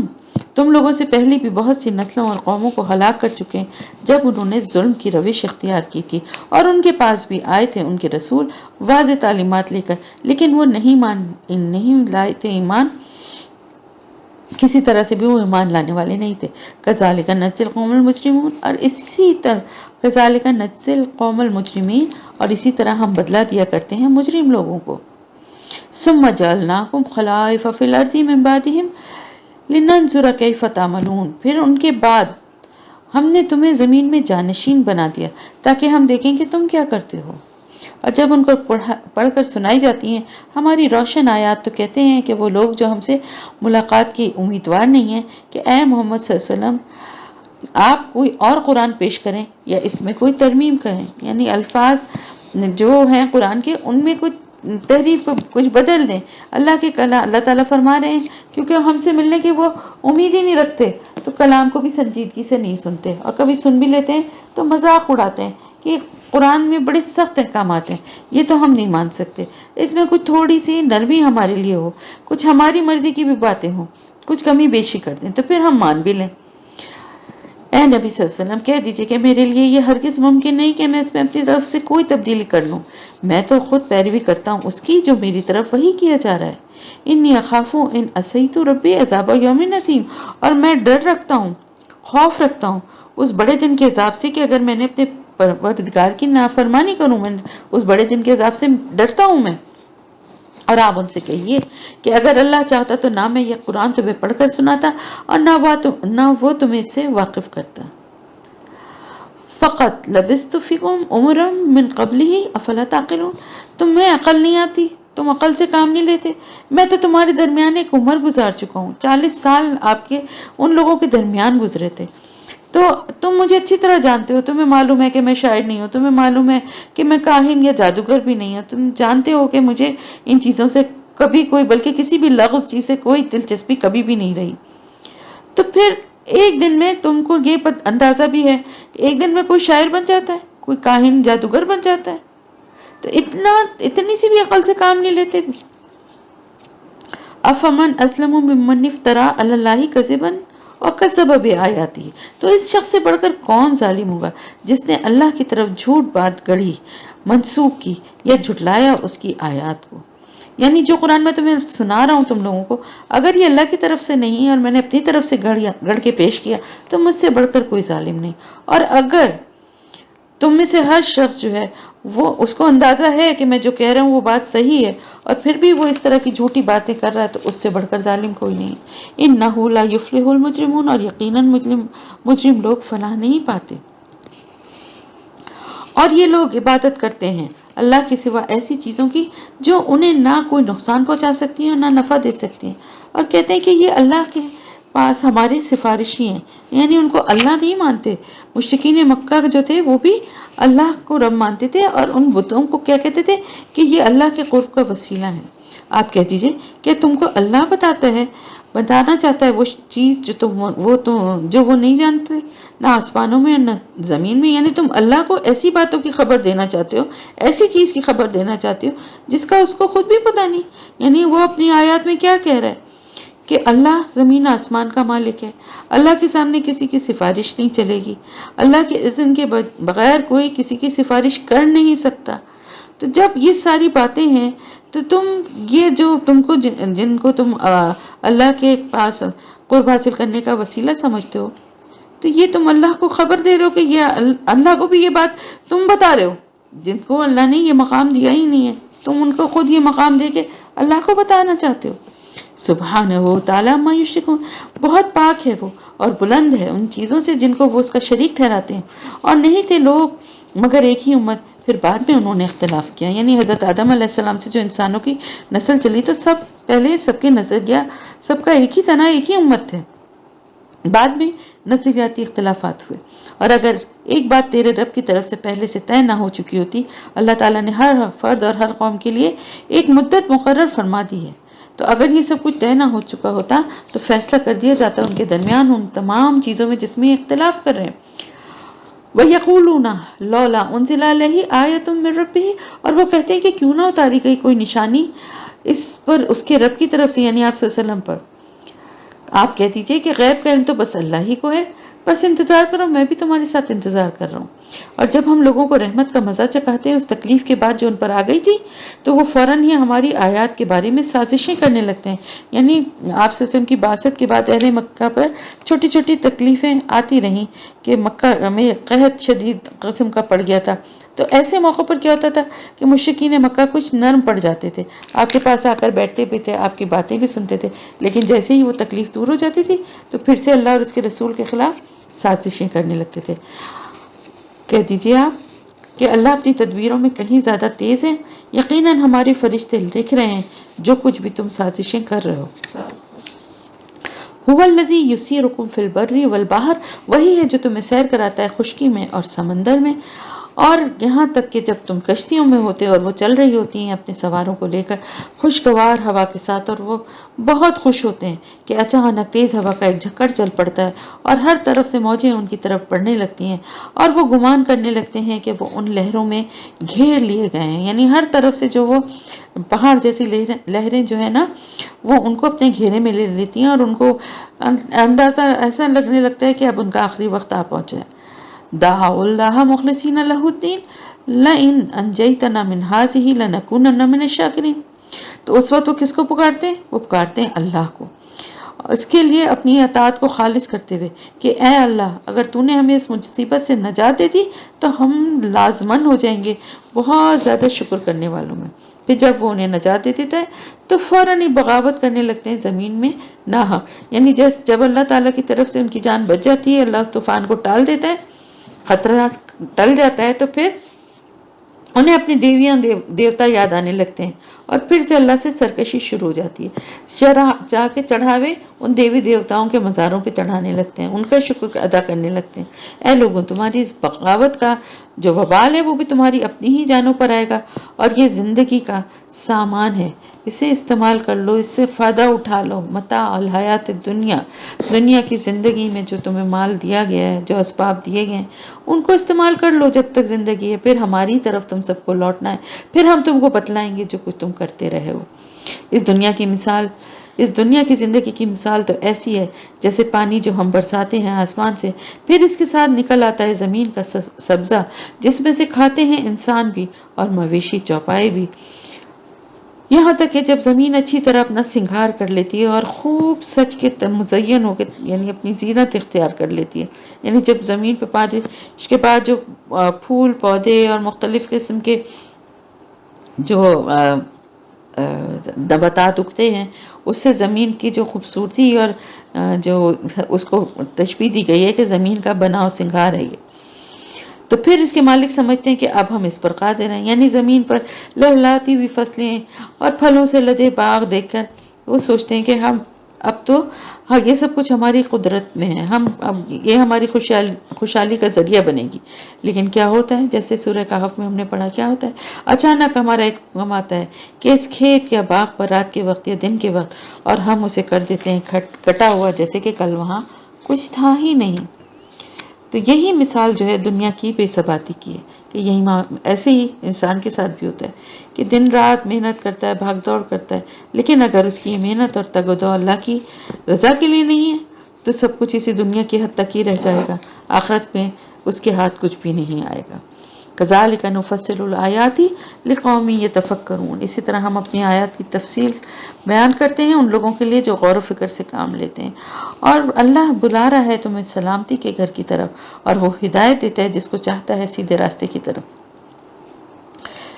جو لوگ احسان کی روش اختیار کریں گے ان کے لیے بھلائی ہے اور مزید بھی، یعنی انہیں نیکی کا جتنی نیکی کی ہے اس کا بدلہ تو ملے گا ہی، اس سے بڑھ کر اور انعامات سے بھی نوازا جائے گا، اور نہیں مسلط ہوگی ان کے چہروں پر سیاہی اور نہ ذلت، یہی ہوں گے جنت والے اور رہیں گے اس میں ہمیشہ ہمیشہ۔ वल्लज़ीना कसबु सय्यिआति जज़ाउ सय्यअतिन बिमिस्लिहा, और जिन लोगों ने बुराइयां कमाई तो उनके लिए बदला हुआ बुराई का, लेकिन कैसा, उतना ही, यानी जितना उन्होंने किया है उस उतनी ही बुराई का बदला मिलेगा, उसमें कोई इजाफा नहीं किया जाएगा, और उन पर जिल्लत छा जाएगी, नहीं होगा उन्हें अल्लाह की पकड़ से कोई भी बचाने वाला। कअन्नमा उग़शियत वुजूहुहुम क़ित्अम मिनल लैलि मुज़लिमा, गोया उनके चेहरों पर तारीक रात के टुकड़े उड़ा दिए गए हैं। उलाइका अस्हाबुन नार हुम फ़ीहा खालिदून, यही लोग होंगे जो कि जहन्नुम के साथी हैं, यानी जहन्नुम वाले हैं, ये रहेंगे उसी में हमेशा हमेशा। और जिस दिन हम सबको जमा करेंगे, फिर हम कहेंगे उन लोगों से जिन्होंने शिर्क किया था कि खड़े रहो अपनी जगह पर, और तुम भी और तुम्हारे शरीक भी, दोनों को खड़ा करेंगे, तो हम उनके दरमियान रिश्ते मुनक़ता कर देंगे, यानी वो ताल्लुक़ और रिश्ता जो था ना, वो हम वहाँ मुनक़ता कर देंगे, और उनके शरीक जो हैं उनसे कहेंगे कि तुम हमको तो नहीं पूजा करते थे, यानी अल्लाह के वो नेक लोग जिन्हें अल्लाह का शरीक बनाया गया, वो तो ज़ाहिर इस शिर्क से बरी हैं, क्योंकि उन्होंने तो ये नहीं कहा था ना, वो तो अपनी ज़िंदगी अल्लाह की अताअत में गुजार के चले गए, उसके बाद इस तरह के काम लोगों ने किए ना उनसे मंसूब करके, तो ये तो उन पर भी उल्टा जुल्म हो रहा है कि उन्हें अल्लाह के साथ शिर्क में मुलव्वस किया जा रहा है। तो वो अल्लाह के नेक बंदे उन शिर्क करने वालों के खिलाफ खुद मुकदमा करेंगे अल्लाह, कि वो अल्लाह को छोड़कर उन्हें पुकारते थे, उनके नामों की दुहाइयां देते थे। तो फ़कफ़ा बिल्लाहि शहीदम बैनना व बैनकुम इन कुन्ना अन इबादतिकुम लगाफिलिन, बस अल्लाह काफ़ी है गवाही देने के लिए हमारे और तुम्हारे दरमियान, हम तो तुम्हारी इस इबादत से बिल्कुल बेखबर थे। यानी वो कहेंगे तुम अगर हमारी पूजा करते थे, इबादत करते थे, हमारे मज़ारों पे आके सजदे करते थे या कुर्बानियाँ करते थे, हम को इसकी कोई खबर नहीं है, ना हम पर इसका कोई इल्ज़ाम है, हम तो तुम्हारे इस गिनावने फेल से बिल्कुल बरी हैं। इस वक्त हर जान को पता चल जाएगा कि उसने आगे क्या भेजा था, और वो लौटा दिए जाएंगे अल्लाह की तरफ जो उनका बरहक हकीकी मौला है, और गुम हो जाएगा उनसे वो सब कुछ जो वो गढ़ा करते थे। कुल मन यर्ज़ुकुकुम मिनस समाई वल अर्दी अम मन यमलिकु सम्अ वल अब्सार, ए नबी सल्लल्लाहु अलैहि वसल्लम उनसे पूछिए कि कौन है जो तुम्हें रिज़्क़ पहुंचाता है आसमान और ज़मीन से, या कौन है जिसके कब्ज़ा कुदरत में है तुम्हारे कान और तुम्हारी आँखें, और कौन है जो निकालता है जिंदा को मुर्दे से और मुर्दा को जिंदा से, और कौन है जो तदबीर अमर करने वाला है। फसयक़ूलुल्लाह, तो वो कहेंगे अल्लाह, यानी मुशरिकीन मक्का जो थे वो अल्लाह की इन तमाम सिफात को मानते थे,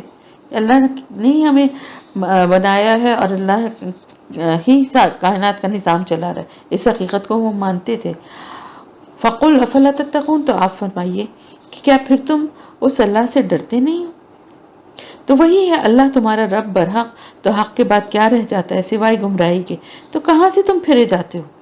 इसी तरह तेरे रब की बात सच्ची हो गई नाफरमान लोगों पर कि वो ईमान नहीं लाएंगे। कुल हल मिन शुरकाइकुम मन यब्दउल खल्क़ा सुम्मा युईदुहु, उनसे पूछिए कि क्या तुम्हारे शरीकों में से कोई ऐसा भी है जो तख्लीक करता हो पहली मर्तबा और फिर उसे दोबारा भी बनाए। आप कहिए कि सिर्फ अल्लाह ही है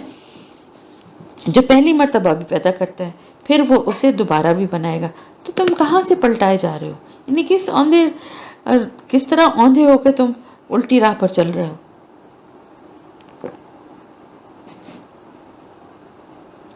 कुल हल मिन शुरकाइकुम मन यहदी इलल हक, इनसे पूछिए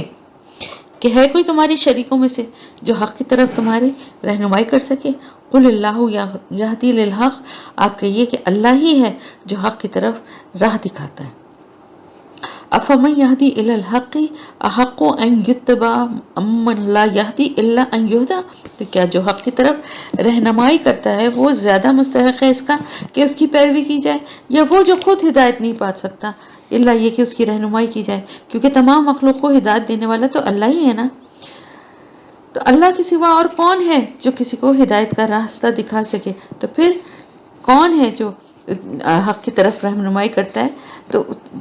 सबसे ज़्यादा किसकी पैरवी करनी चाहिए, जो रहनुमाई करने वाला है, या उन लोगों की करनी चाहिए जो खुद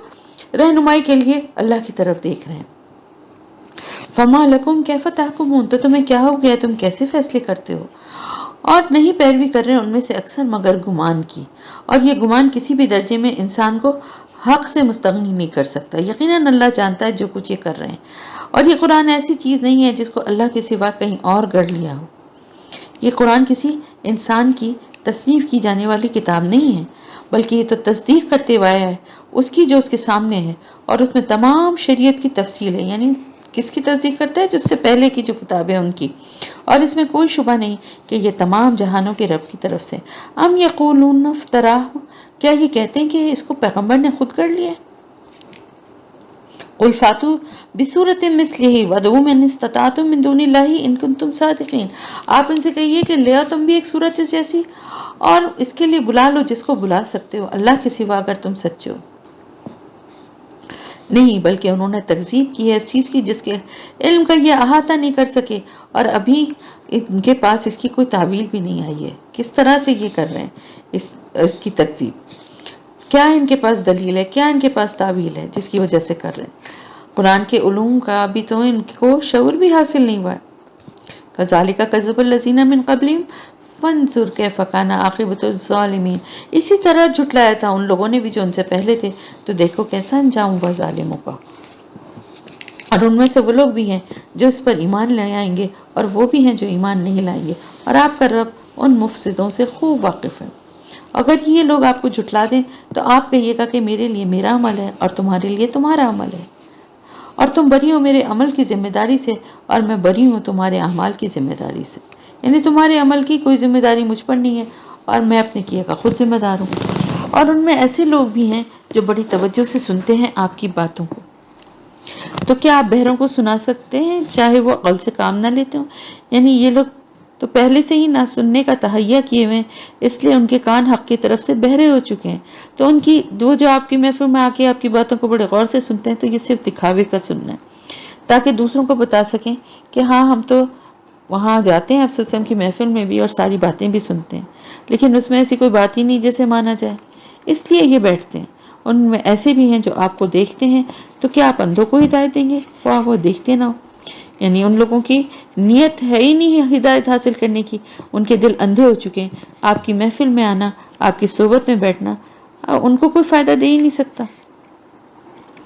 ان اللہ لا یظلم الناس شیئا ولکن الناس انفسهم یظلمون،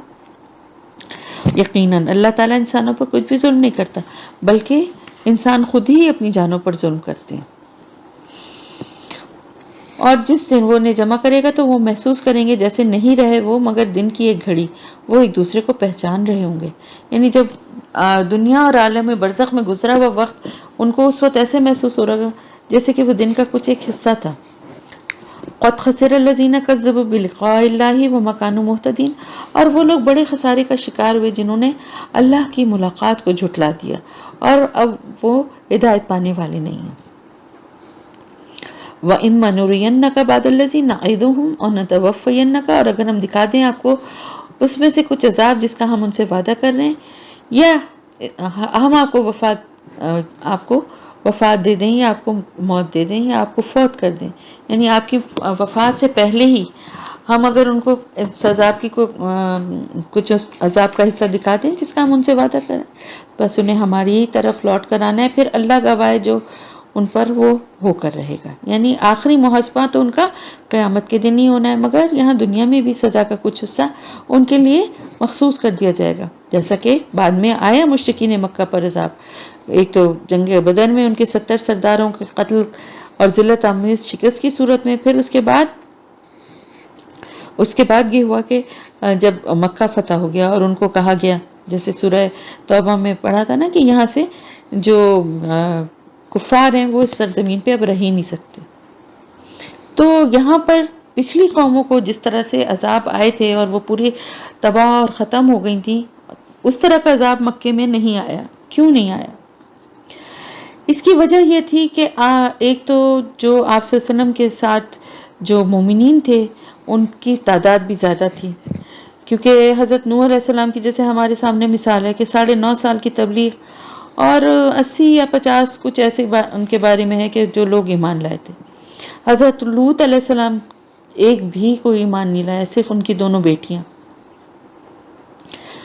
تو ان قوموں کو تباہ و برباد اس لیے کیا گیا کہ بہت اکا دکا لوگ جو تھے وہ ایمان لائے تھے، لیکن یہاں مکے میں آپ صلی اللہ علیہ وسلم کی 12 سال کی محنت کے نتیجے میں جو ہے اہل ایمان اچھی خاصا تعداد میں یعنی مومنین جو تھے وہ ان کی تعداد اچھی خاصی ہو گئی تھی، اور پھر ان میں بڑے یعنی دین پہ عمل کرنے والے اور آپ کا ساتھ دینے والے بڑے بڑے صحابہ تھے، جیسے حضرت ابو بکر، حضرت طلحہ، حضرت زبیر، حضرت علی، حضرت عثمان، حضرت عبد الرحمن بن عوف، حضرت عمر، حضرت حمزہ رضی اللہ تعالیٰ عنہم، اتنے بڑے بڑے صحابہ بھی شامل تھے۔ اور ہر امت کے لیے ایک رسول بھیجا گیا۔ فَإِذَا جَاءَ رَسُولُهُمْ قُضِيَ بَيْنَهُمْ بِالْقِسْطِ وَهُمْ لَا يُظْلَمُونَ، پھر جب آیا ان کا رسول تو ان کے درمیان عدل کے ساتھ فیصلہ کر دیا گیا اور ان پر کوئی ظلم نہیں کیا گیا۔ وَيَقُولُونَ مَتَىٰ هَٰذَا الْوَعْدُ إِن كُنتُمْ صَادِقِينَ، اور وہ کہتے ہیں کہ کبھی عذاب کا وعدہ پورا ہوگا اگر تم سچے ہو۔ قُلْ لَا أَمْلِكُ لِنَفْسِي ضَرًّا وَلَا نَفْعًا إِلَّا مَا شَاءَ اللَّهُ، اے نبی صلی اللہ علیہ وسلم آپ ان سے کہہ دیجئے کہ میں تو خود اپنی جان کے لیے بھی کوئی اختیار نہیں رکھتا، نہ کسی ضرر کا یا نقصان کا، نہ کسی نفع کا، سوائے اس کے کہ جو اللہ چاہے۔ لِكُلِّ أُمَّةٍ أَجَلٌ، ہر امت کے لیے ایک وقت مقرر ہے، اللہ کی مشیت اور حکمت کے مطابق اسی کے حساب سے اس کا فیصلہ کیا جاتا ہے، اللہ جب چاہتا ہے۔ اذا جاء اجلهم فلا يستأخرون ساعة ولا يستقدمون، اور جب ان کا وہ وقت آ جاتا ہے تو پھر نہ تو وہ ایک گھڑی اس کو ٹال سکتے ہیں، نہ اس کو ایک گھڑی پہلے لا سکتے ہیں، یعنی نہ تو مؤخر کر سکتے ہیں اور نہ اسے پہلے لا سکتے ہیں، ایک گھڑی بھی، گھڑی مطلب سیکنڈ بھی۔ اے نبی صلی اللہ علیہ وسلم سے کہیے کہ کیا تم نے غور کیا کہ اگر تم پر اللہ کا عذاب اچانک آ دھمکے رات کو یا دن کے وقت، تو وہ کیا چیز ہے جس کی وجہ سے، جس کے بلبوتے پر یہ مجرم جلدی مچا رہے ہیں؟ یعنی تمہاری ڈھٹائی آخر کس وجہ سے؟ اس عذاب سے بچنے کا تم نے کیا بندوبست کر رکھا ہے جس کی بنا پر تم بار بار یہ کہتے ہو کہ اس کو دعوت دیتے ہو اس عذاب کو؟ پھر کیا جب وہ عذاب واقع ہو جائے گا تب تم لوگ اس پر ایمان لاؤ گے؟ اور اسی کی تو تم جلدی مچا رہے تھے، کیونکہ جب عذاب ظاہر ہو جائے گا تو اس وقت اول تو اتنا ہوش بھی نہیں رہے گا اور اس وقت ایمان لانے کا فائدہ ہی نہیں ہوگا، تو تم کیوں مانگ رہے ہو وہ عذاب؟ ثم قیل للذین ظلموا ذوقوا عذاب الخلد هل تجزون الا بما کنتم تکسبون، پھر کہا جائے گا ان ظالموں سے کہ اب ہمیشہ کے عذاب کا مزہ چکھو، تمہیں بدلہ دیا جا رہا ہے کسی اور بات کا نہیں مگر تمہارے اپنے ہی کرتوتوں کا۔ اور اے نبی صلی اللہ علیہ وسلم یہ لوگ آپ سے پوچھتے ہیں کیا یہ واقعی حق ہے، یعنی قرآن کے بارے میں، اور جو کر وہی آپ پہ نازل ہو رہی ہے، یہ سب کیا واقعی حق ہے؟ آپ کہہ دیجئے کہ ہاں میرے رب کی قسم یقیناً وہ حق ہے اور تم اللہ کو عاجز نہیں کر سکتے، اور اگر گناہ گار جان کے پاس دنیا کی، زمین کی تمام دولت بھی ہو تو وہ اسے دے کر اس عذاب کے بدلے میں دے کے اپنی جان چھڑانا چاہے گا، اور وہ اپنی ندامت کو چھپائیں گے جب وہ دیکھیں گے عذاب کو۔ وَقُضِيَ بَيْنَهُم بِالْقِسْطِ وَهُمْ لَا يُظْلَمُونَ، اور ان کے درمیان انصاف کے ساتھ فیصلہ کر دیا جائے گا اور ان پر کوئی ظلم نہیں ہوگا۔ الا ان للہ ما فی السماوات والارض، اور آگاہ ہو جاؤ، خبردار ہو جاؤ، جو کچھ بھی ہے آسمانوں اور زمین میں اللہ ہی کی ملکیت ہے، اور آگاہ ہو جاؤ یقیناً اللہ کا وعدہ حق ہے، لیکن ان کی اکثریت اس کا علم نہیں رکھتی۔ ہوا یحیی و یمیت و الیہ ترجعون، وہی ہے جو زندہ کرتا ہے اور وہی ہے جو موت دیتا ہے اور اسی کی طرف تمہیں لوٹ کر جانا ہے۔ یا ایھا الناس قد جاءتکم موعظۃ من ربکم وشفاء لما فی الصدور، اے لوگوں آ گئی ہے تمہارے پاس نصیحت تمہارے رب کی طرف سے اور تمہارے سینوں کے مرض جو ہیں ان کی شفا، وَهُدًى وَرَحْمَةً لِّلْمُؤْمِنِينَ، اور اہل ایمان کے لیے ہدایت اور بہت بڑی جو ہے رحمت ہے، اور دلوں کی بیماری کے لیے شفا، جو تمہارے سینوں کے امراض یعنی تمہارے دلوں کی، تو سب سے پہلے کیا، دلوں کی سختی دور کرنے کے لیے بہترین قرآن جو ہے بہترین نصیحت ہے اس میں، جس سے دل میں گداز پیدا ہوتا ہے، سختی دور ہوتی ہے۔ پھر قرآن کو اگر واقعی سمجھ کے پڑھے اور اس پر عمل کرے تو تکبر، حسد، بغض، دنیا کی محبت، یہ تمام امراض جو ہے نا وہ دور ہو جائیں گے دل سے، یہ سب بیماریاں نکل جائیں گی اگر قرآن کو پڑھے گا، سمجھے گا اور پھر اس کی ہدایت اور رہنمائی کو عملاً اختیار کرے گا۔ قل بفضل اللہ وبرحمتہ،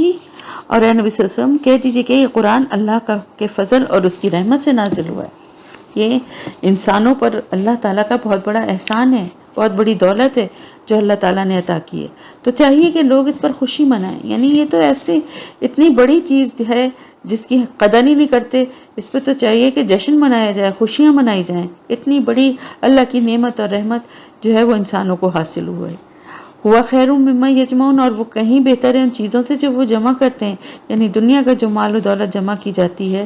اس سے یہ قرآن کہیں زیادہ بہتر ہے۔ ان سے کہیے کہ کیا تم نے کبھی غور کیا کہ اللہ نے تمہارے لیے جو رزق اتارا ہے تم نے اس میں سے خود ہی کسی کو حرام قرار دے دیا اور کسی کو حلال،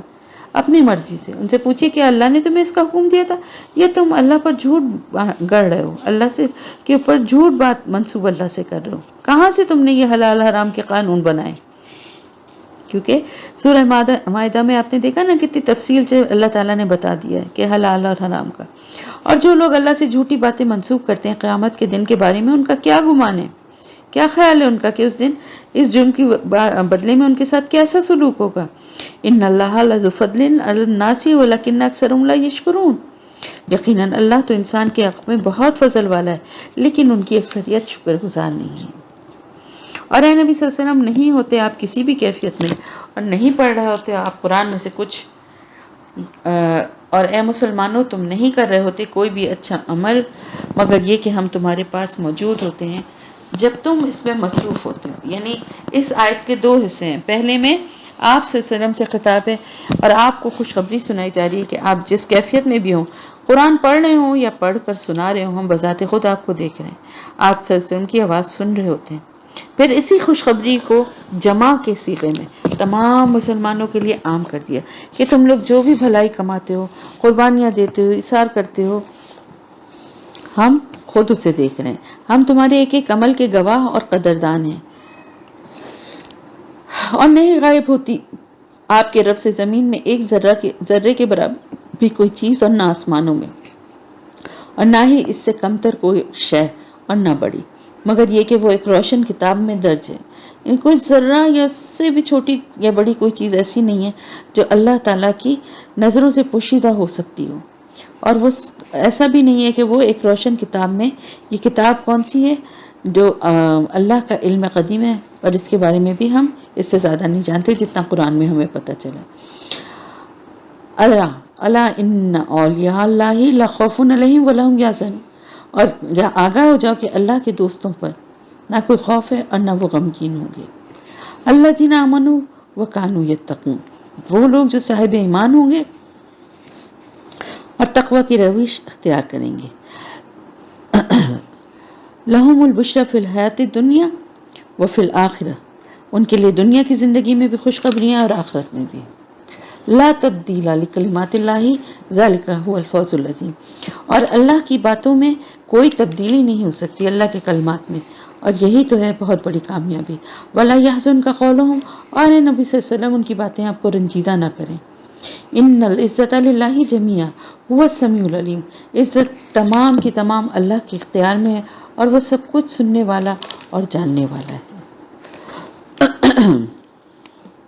الا ان للہ من فی السماوات و من فی الارض، آگاہ ہو جاؤ اللہ کے ہی لیے ہے جو کچھ بھی آسمانوں میں ہے اور زمین میں ہے۔ اور یہ لوگ جو اللہ کے علاوہ اس کے شریکوں کو پکار رہے ہیں، وہ کسی چیز کا اتباع نہیں کر رہے سوائے اس کے کہ اپنے ظن و گمان کے، یعنی الا الظن، اپنے ظن یا گمان کے پیچھے پڑے ہوئے ہیں، اور صرف اندازوں سے یخرسون اٹکل سے اندازوں سے کام لیتے ہیں۔ هو الذی جعل لکم اللیل لتسکنوا فیہ والنہار مبصرا، وہی ہے جس نے تمہارے لیے رات بنائی تاکہ تم اس میں سکون حاصل کرو، اور دن کو روشن بنا دیا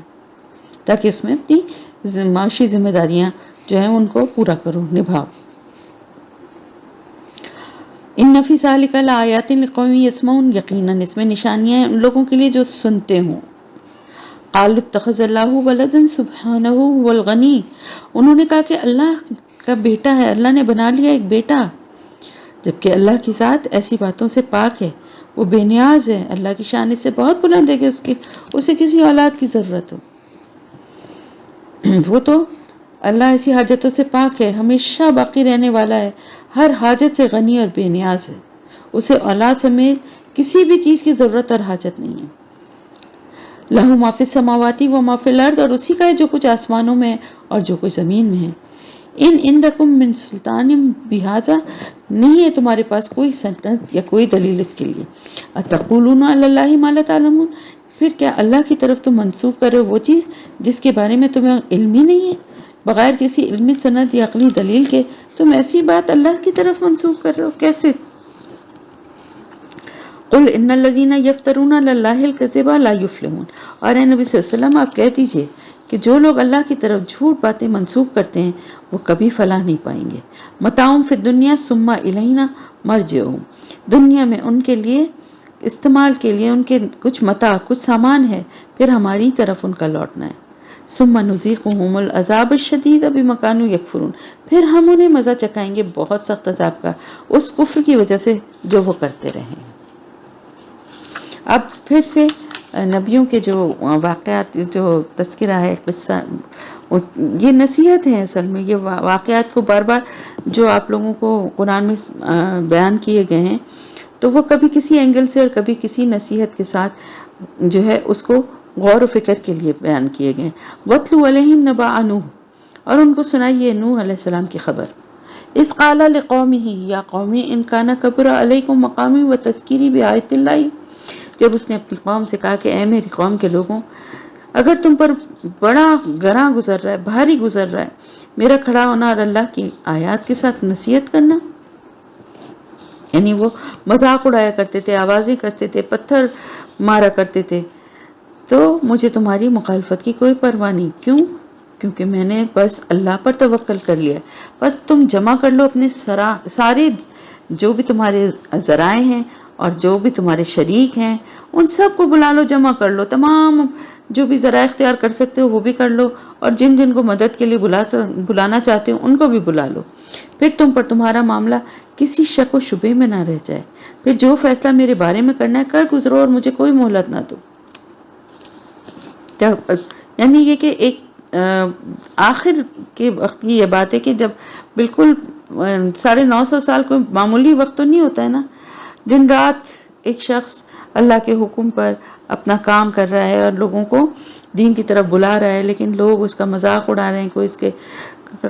کپڑے کھینچ کے جا رہا ہے، کوئی اس کے اوپر پتھر مار رہا ہے، کوئی اس کے اوپر ہنس رہا ہے، آوازیں کس رہا ہے.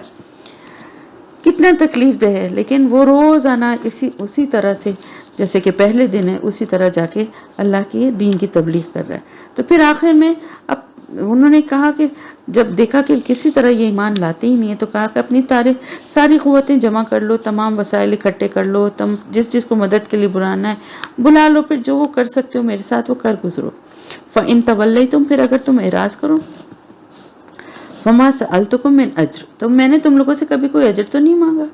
یعنی میں نے کبھی کوئی معاوضہ مانگا ہے تم سے؟ معاوضہ تو دور کی بات ہے، یعنی کوئی اجرت اور معاوضہ تو دور کی بات ہے. کبھی کوئی تعریف، کوئی شاباش، کوئی کسی بھی قسم کی کوئی انکریجمنٹ یا کوئی حوصلہ دینا یا کوئی یہی کہہ دینا کہ بھئی واقعی میں کتنا یہ مستقل مزاج انسان ہے جو کہ بڑی پابندی سے روزانہ جو ہے آ کے جو اب اللہ کے دین کا کام کرتا ہے، یا کوئی اچھی بات تم نے میرے لیے، وہ تک میں نے تم سے نہیں مانگی کہ مجھے میرے لیے کوئی ایسی بات کرو. ان اجریہ الا علی اللہ وامرت ان اکون من المسلمین، میرا اجر تو اللہ ہی کے ذمہ ہے اور مجھے حکم ہوا ہے کہ میں اس کے فرما بردار بندوں میں سے فرما بردار بندوں میں سے بن کر رہوں، یعنی مسلمان فرما بردار بن کر رہوں. فَكَذَّبُوهُ فَنَجَّيْنَاهُ وَمَن مَّعَهُ فِي الْفُلْكِ وَجَعَلْنَاهُمْ خَلَائِفَ، تو انہوں نے پھر بھی جھٹلا دیا اس کو تو ہم نے اس کو نجات دے دی اور ان کو بھی جو اس کے ساتھ تھے کشتی میں، اور ان کو بنا دیا جانشین، یعنی ان لوگوں کو پھر ہم نے زمین میں خلافت عطا کی جو کہ بچ کے جن لوگوں کو بچایا تھا جو کشتی میں تھے ان کو پھر خلافت دی. اور غرق کر دیا ہم نے ان لوگوں کو جنہوں نے ہمارے آیات کی تکذیب کی تھی. تو دیکھو کیسا انجام ہوا ان لوگوں کا جنہیں خبردار کر دیا گیا تھا، یعنی ان کو کہہ دیا گیا تھا، ہر طرح سے ڈرایا بھی گیا تھا، لیکن وہ پھر بھی جھٹلاتے ہی رہے. تو پھر دیکھو ان کا انجام کیسا ہوا. ثم بعثنا من بعده رسولا الى قومهم فجاءوهم بالبينات، پھر ہم نے بھیجا ان کے بعد بہت سے رسولوں کو ان کی اپنی اپنی قوموں کی طرف، تو وہ سب جب آئے ان کے پاس روشن دلیلیں لے کے فما کانوا لیؤمنوا بما کذبوا به من قبل کذالک ندبو علی قلوب المعتدین. تو کیا ہوا کہ جب وہ ساری روشن دلیلیں دیکھنے کے باوجود بھی وہ اس چیز پر ایمان لانے والے نہ بنے، جھٹلاتے ہی رہے، جس کا وہ انہوں نے ایک دفعہ انکار کیا تھا کہ وہ بس اسی پہ ڈٹے رہے اور کسی طرح انہوں نے وہ ایمان لانے والے نہ بنے. تو اللہ تعالیٰ فرما رہے ہیں کہ پھر ہم نے مہر لگا دی ان کے دلوں پر. یعنی ایسے نہیں لگاتی، پوری ان کو ہدایت کی طرف بلاتے رہے اور ان کے رسول اور اللہ کا پیغام پہنچاتے رہے، لیکن وہ مستقل جھٹلاتے رہے، سرکشی دکھاتے رہے، کسی طرح ماننے کو تیار ہی نہیں ہوئے. تو پھر اللہ تعالیٰ کی طرف سے ان کے دلوں پر مہر لگا دی گئی، حد سے تجاوز کرنے والوں کے دلوں پر. پھر بھیجا ہم نے ان کے بعد موسیٰ اور ہارون کو فرعون اور اس کے سرداروں کی طرف اپنی نشانیوں کے ساتھ. فاستکبروا وکانوا قوما مجرمین، تو انہوں نے تکبر کیا اور وہ تو مجرم لوگ تھے. فلما جاءهم الحق من عندنا قالوا ان هذا لسحر مبین، تو جب ان کے پاس حق آیا ہماری طرف سے تو انہوں نے کہا یہ تو کھلا جادو. موسیٰ نے کہا کہ کیا تم لوگ حق کے بارے میں یہ کہہ رہے ہو جبکہ وہ تمہارے پاس آ پہنچا ہے؟ اسحر ھذا ولا یفلح الساحرون، کیا یہ جادو ہے اور جادوگر تو کبھی فلاح نہیں پاتے. انہوں نے کہا کہ کیا تم ہمارے پاس اس لیے آئے ہو کہ ہمیں پھیر دو ان طریقوں سے جن پر ہم نے اپنے آباء و اجداد کو پایا ہے، اور تم دونوں کی بڑائی قائم ہو جائے زمین میں، اور ہم ہرگز تم دونوں کی بات ماننے والے نہیں ہوں. یعنی ان کو تو کیا اندیشہ ہوا، انہیں یہ خطرہ ہوا کہ حضرت موسیٰ علیہ السلام جو اللہ کی عبادت کی، جو ایک اللہ کی جو دعوت دے رہے ہیں، اس سے ان کا مشرکانہ نظام تو خطرے میں پڑے گا ہی، ساتھ ہی ساتھ ان کی بادشاہت اور ان سرداروں کی سرداری اور ان مذہبی پیشواؤں کی پیشوائی بھی ختم ہو جائے گی. تو ہم تو تمہاری بات نہیں مانیں گے. اور فرعون نے کہا لے آؤ میرے پاس تمام ماہر جادوگروں کو. اور فلما جاء السحرۃ قال لهم موسیٰ القوا ما انتم ملقون، اور جب وہ جادوگر آ گئے تو موسیٰ نے ان سے فرمایا کہ ڈالو جو تم ڈالنے والے ہو. جب انہوں نے ڈال دیا تو موسیٰ نے فرمایا کہ تم لوگ جو کچھ لائے ہو یہ جادو ہے، یعنی جو تم نے جو دکھایا ہے یا ڈالا ہے وہ تو جادو ہے، لیکن جو میں نے جو معجزہ دکھا رہا ہوں وہ جادو نہیں ہے. ان اللہ سیبطلہ ان اللہ لا یصلح عمل المفسدین، اور یقیناً اللہ اسے ابھی باطل کر دے گا، بے شک اللہ مفسدین کے عمل کو کامیاب نہیں کرتا. فساد پھیلانے والے، فساد کرنے والوں کے لوگوں کو کے عمل کو کامیاب اللہ نہیں ہونے دیتا. وَيُحِقُّ اللَّهُ الْحَقَّ بِكَلِمَاتِهِ وَلَوْ كَرِهَ الْمُجْرِمُونَ، اور اللہ تو حق کو حق ثابت کرتا ہے اپنی کلمات سے، خواہ یہ مجرموں کو کتنا ہی ناگوار ہو. یعنی اچھا تو نہیں لگتا نا کہ ان ظاہر جادوگروں نے جو جادو کو دکھایا تھا، ہم پڑھ چکے ہیں نا کل کہ کس طرح سے وہ جو جادو کی حقیقت ان پہ کھل گئی تھی. تو جادوگر تو خیر ایمان لے آئے تھے، لیکن جو باقی لوگ تھے جنہوں نے یہ سارا جادوگری کا مقابلہ ارینج کروایا تھا، یعنی فرعون اور اس کے سردار، تو وہ نہیں لائے. کیونکہ جب حق کو اللہ حق ثابت کر دیتا ہے تو مجرموں کو، جو ڈھیٹ اور سخت دل مجرم ہوتے ہیں جنہیں ایمان لانا ہی نہیں، انہیں بڑا ناگوار گزرتا ہے. فما آمن لموسیٰ الا ذریۃ من قومہ، تو کوئی ایمان نہیں لایا موسیٰ پر مگر چند نوجوان اس کی قوم میں سے. علی خوف من فرعون وملئہم ان یفتنہم، وہ کس بات کا خوف تھا ان پر؟ اس خوف کی وجہ سے، اس سے ڈرتے ہوئے کہ فرعون اور ان کے سردار ان کو کسی آزمائش میں، کسی فتنے میں نہ ڈال دیں. کیونکہ سختی اور بار بار ایسے قوانین وہ بنا رہا تھا نا. تو جو نوجوان تھے نا، چند نوجوان ایمان لے آئے، سے مطلب یہ کہ نوجوان جو ہیں وہ زیادہ پرجوش اور باہمت ہوتے ہیں. دیکھیں سورہ کہف میں بھی چند نوجوان ہی تھے نا جو بادشاہ کے اس ظلم سے بچ کے جو نکلے تھے، اور انہوں نے کفر کے راستے پہ چلنا گوارا نہیں کیا تھا، اور جس دین پر، اللہ کے دین پر وہ تھے، انہوں نے بادشاہ کے سخت جو ظلم اور سختی کے باوجود بھی وہ تیار نہیں ہوئے تھے کہ وہ اس کے دین پر ایمان لے آئیں، بلکہ اپنے ایمان کی حفاظت کرتے ہوئے وہاں سے نکل گئے تھے. تو وَإِنَّ فِرْعَوْنَ لَعَالٍ فِي الْأَرْضِ وَإِنَّهُ لَمِنَ الْمُسْرِفِينَ، اور یقیناً وَإِنَّهُ لَمِنَ الْمُسْرِفِينَ، اور یقیناً فرعون زمین میں بہت سرکشی کر رہا تھا، اور وہ یقیناً حد سے بڑھ جانے والوں میں سے تھا. وقال موسیٰ یا قومی ان کنتم آمنتم باللہ فعلیہ توکلوا ان کنتم مسلمین، اور موسیٰ نے کہا کہ اے میری قوم کے لوگوں، اگر تم اللہ پر ایمان لے آئے ہو تو اب اسی پر توکل بھی کرو، اگر تم واقعی ایمان لانے والے مسلمان ہو، فرمانبردار ہو اللہ کی تو۔ فقالوا علی اللہ توکلنا ربنا لا تجعلنا فتنۃ للقوم الظالمین، تو انہوں نے کہا کہ ہم نے اللہ پر توکل کیا ہے، اے ہمارے رب تو ہمیں ان ظالموں کی جو آزمائش اور جو فتنے ہیں ان کے نشانہ ہمیں نہ بنا، ہمیں ان مظالم سے تو ان کے مظالم سے تو ہمیں نہ آزما، وَنَجِّنَا بِرَحْمَتِكَ مِنَ الْقَوْمِ الْكَافِرِينَ، اور ہمیں اپنی رحمت سے اس کافر قوم سے نجات عطا فرما۔ اور ہم نے وحی کی موسیٰ اور اس کے بھائی کو کہ تم اپنی قوم کے لیے مصر میں کچھ گھر مقرر کر لو، یعنی ان گھروں میں جمع ہو کر تم لوگ اللہ کی عبادت کیا کرو۔ کھلم کھلا تو نہیں کر سکتے تھے، نہ مسجد بھی نہیں بنا سکتے تھے، تو کیا تھا، لیکن عبادت تو کرنی تھی، تو اس کے لیے، کیونکہ دیکھیں دین یعنی اسلام کو، دین کو قبول کرنے کے بعد جو ہے عبادت جو ہے وہ بہت ضروری ہے، جس سے کہ انسان کی تربیت بھی ہوتی ہے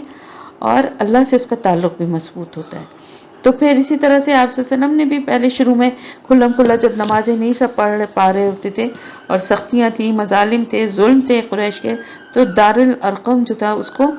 اللہ کے رسول صلی اللہ علیہ وسلم نے مخصوص کر لیا تھا، وہیں پہ میٹنگز بھی ہوتی تھیں اور وہیں پر نماز بھی پڑھی جاتی تھی۔ اور بناؤ اپنے گھروں کو قبلہ رخ، یعنی مسجد تو نہیں بنا سکتے فرعون کے ڈر سے، تو اپنے گھروں کی تعمیر ہی ایسی کرو کہ وہ قبلے کے رخ کی طرف ہوں، تاکہ وہاں تم نماز آرام سے پڑھ لیا کرو۔ اب اس سے کیا معلوم ہوتا ہے ہمیں؟ اس سے معلوم ہوتا ہے کہ حضرت موسیٰ علیہ السلام کے زمانے میں بھی قبلہ جو ہے وہی معین کیا گیا تھا، وہی مقرر کیا گیا تھا، اسی کی طرف رخ کر کے نمازیں پڑھتے تھے، کیونکہ بیت المقدس تو بھی بنا ہی نہیں تھا نا۔ بیت المقدس تو حضرت موسیٰ علیہ السلام کے زمانے سے 1000 سال بعد حضرت سلیمان علیہ السلام نے تعمیر فرمایا تھا، تو موسیٰ علیہ السلام اور آپ کی قوم کا قبلہ یہی بیت اللہ تھا۔ تو قبلہ اول پھر کیا ہے؟ بیت اللہ ہے۔ وَأَقِيمُوا الصَّلَاةَ وَبَشِّرِ الْمُؤْمِنِينَ، اور نماز قائم کریں اور اہل ایمان کو بشارت دیں۔ اور موسیٰ نے عرض کیا کہ اے ہمارے پروردگار، اے ہمارے رب، تو نے فرعون اور اس کے سرداروں کو سامان زینت اور مال عطا کیے ہیں دنیا کی زندگی میں، اے میرے رب، اس لیے کہ وہ لوگوں کو گمراہ کریں تیرے راستے سے، یعنی ان کو تو نے طاقت دی ہے، مال دیا ہے، اختیار دیا ہے، تو وہ اپنے اس رعب و دبدبے کے خوف سے، مال اور دولت کے لالچ سے لوگوں کو گمراہ کر رہے ہیں۔ تو اے میرے رب، کیا تو نے یہ سب کچھ اس لیے انہیں دیا ہے کہ وہ تیرے بندوں کو تیرے سیدھے راستے سے گمراہ کریں؟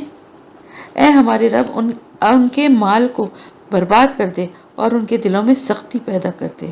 کہ یہ ایمان نہ لائیں جب تک یہ کھلم کھلا عذاب علیم کو، دردناک عذاب کو دیکھ نہ لیں، یعنی جب تک دردناک عذاب کو دیکھ نہ لیں یہ ایمان نہ لائیں۔ یعنی اتنی ان کے دلوں میں سختی تھی اور انہوں نے اس حد تک ستایا تھا اہل ایمان کو کہ یہاں حضرت موسیٰ علیہ السلام نے خود اللہ سے یہ دعا مانگی کہ ان کے یہ مال جو ہے نا ان کو برباد کر دے، اور ظاہر ہے کہ یہ ایمان نہ لائیں جب تک یہ کھلم کھلا دردناک عذاب کو نہ دیکھ لیں، کیونکہ جب عذاب کو دیکھ لیں تو پھر تو ان کا ایمان انہیں کچھ فائدہ نہیں دے گا۔ اللہ تعالیٰ نے فرمایا ٹھیک ہے، تم دونوں کی دعا قبول کر لی گئی، اب تم دونوں بھی قائم رہو، یعنی اپنی دعا کو جو مانگا ہے نا، جب اس کی قبولیت ہوگی تو ایسا نہ ہو کہ اس وقت تمہارے دل میں رحم اور ترس آ جائے اور تم پھر دعا کرنے لگو کہ اے اللہ اب ان کو معاف فرما دے۔ اب اس بات پہ قائم رہو اور ان لوگوں کے راستے کی پیروی مت کرنا جو علم نہیں رکھتے۔ اور ہم نے بنی اسرائیل کو پار اتار دیا سمندر کے یا دریا کے، اور پھر ان کا پیچھا کیا فرعون اور اس کے لشکروں نے سرکشی اور زیادتی کی غرض سے، حتیٰ اذا ادرکہ الغرق، یہاں تک کہ انہیں کس چیز نے پا لیا؟ غرق ہونے نے، یعنی فرعون غرق ہونے لگا۔ تو جب وہ غرق ہونے لگا تو کہنے لگا کہ میں ایمان لایا کہ کوئی الہ نہیں سوائے اس کے جس پر بنی اسرائیل ایمان لائے، بنی اسرائیل ایمان لائے اور میں اس کے فرما برداروں میں سے ہوں۔ الآن وقد عصیت قبل وکنت من المفسدین، کہ اب تو ایمان لا رہا ہے، حالانکہ اس سے پہلے تو نافرمانی کرتا رہا اور تو فساد پھیلانے والوں میں سے تھا۔ یعنی عذاب کو جب دیکھ لیا کہ پانی کے کو دیکھ لیا کہ وہ آ رہا ہے اور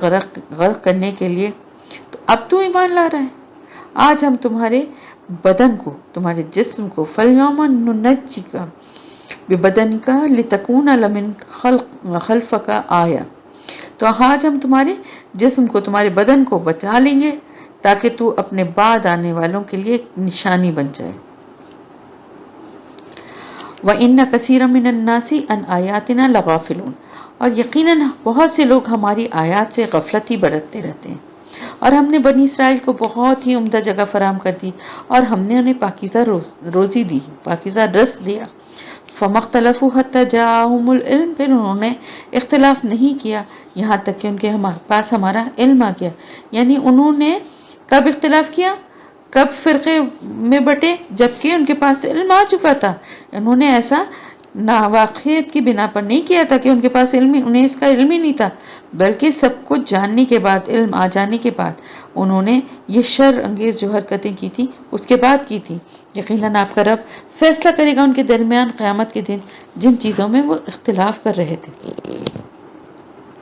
فَإِن كُنتَ فِي شَكٍّ مِّمَّا أَنزَلْنَا إِلَيْكَ، پھر اگر آپ کو کوئی شک ہے اس چیز کے بارے میں جو ہم نے آپ پر نازل کی ہے، تو یہاں وہی والی بات ہے جو قرآن میں کئی جگہ آپ کو ملے گی کہ خطاب بظاہر آپ صلی اللہ علیہ وسلم سے ہوتا ہے، لیکن ظاہر ہے اس بات کا تو کوئی امکان ہی نہیں تھا کہ آپ صلی اللہ علیہ وسلم کو کوئی شک ہوتا، تو اصل میں مخاطب کوئی اور ہوتا ہے، کہیں پر مومنین ہوتے ہیں، کہیں پر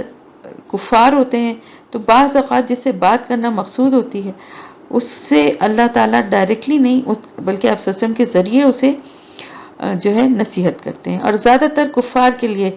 یہ انداز ہوتا ہے کیونکہ اللہ ان کو براہ راست مخاطب کرنا بھی نہیں چاہتا۔ تو مطلب کیا ہے کہ اے مشرکین مکہ، اگر تم لوگوں کو اس کتاب کے بارے میں کوئی شک ہے جو ہم نے اپنے رسول پر نازل کی، تو پوچھ لیجئے ان لوگوں سے جن کو کتاب دی گئی تھی آپ سے پہلے۔ لَقَدْ جَاءَكَ الْحَقُّ مِنْ رَبِّكَ فَلَا تَكُونَنَّ مِنَ الْمُمْتَرِينَ، اور اے نبی صلی اللہ علیہ وسلم آپ کے پاس حق ہے آپ کے رب کی طرف سے، تو ہرگز نہ ہو جائیں آپ شک کرنے والوں میں سے۔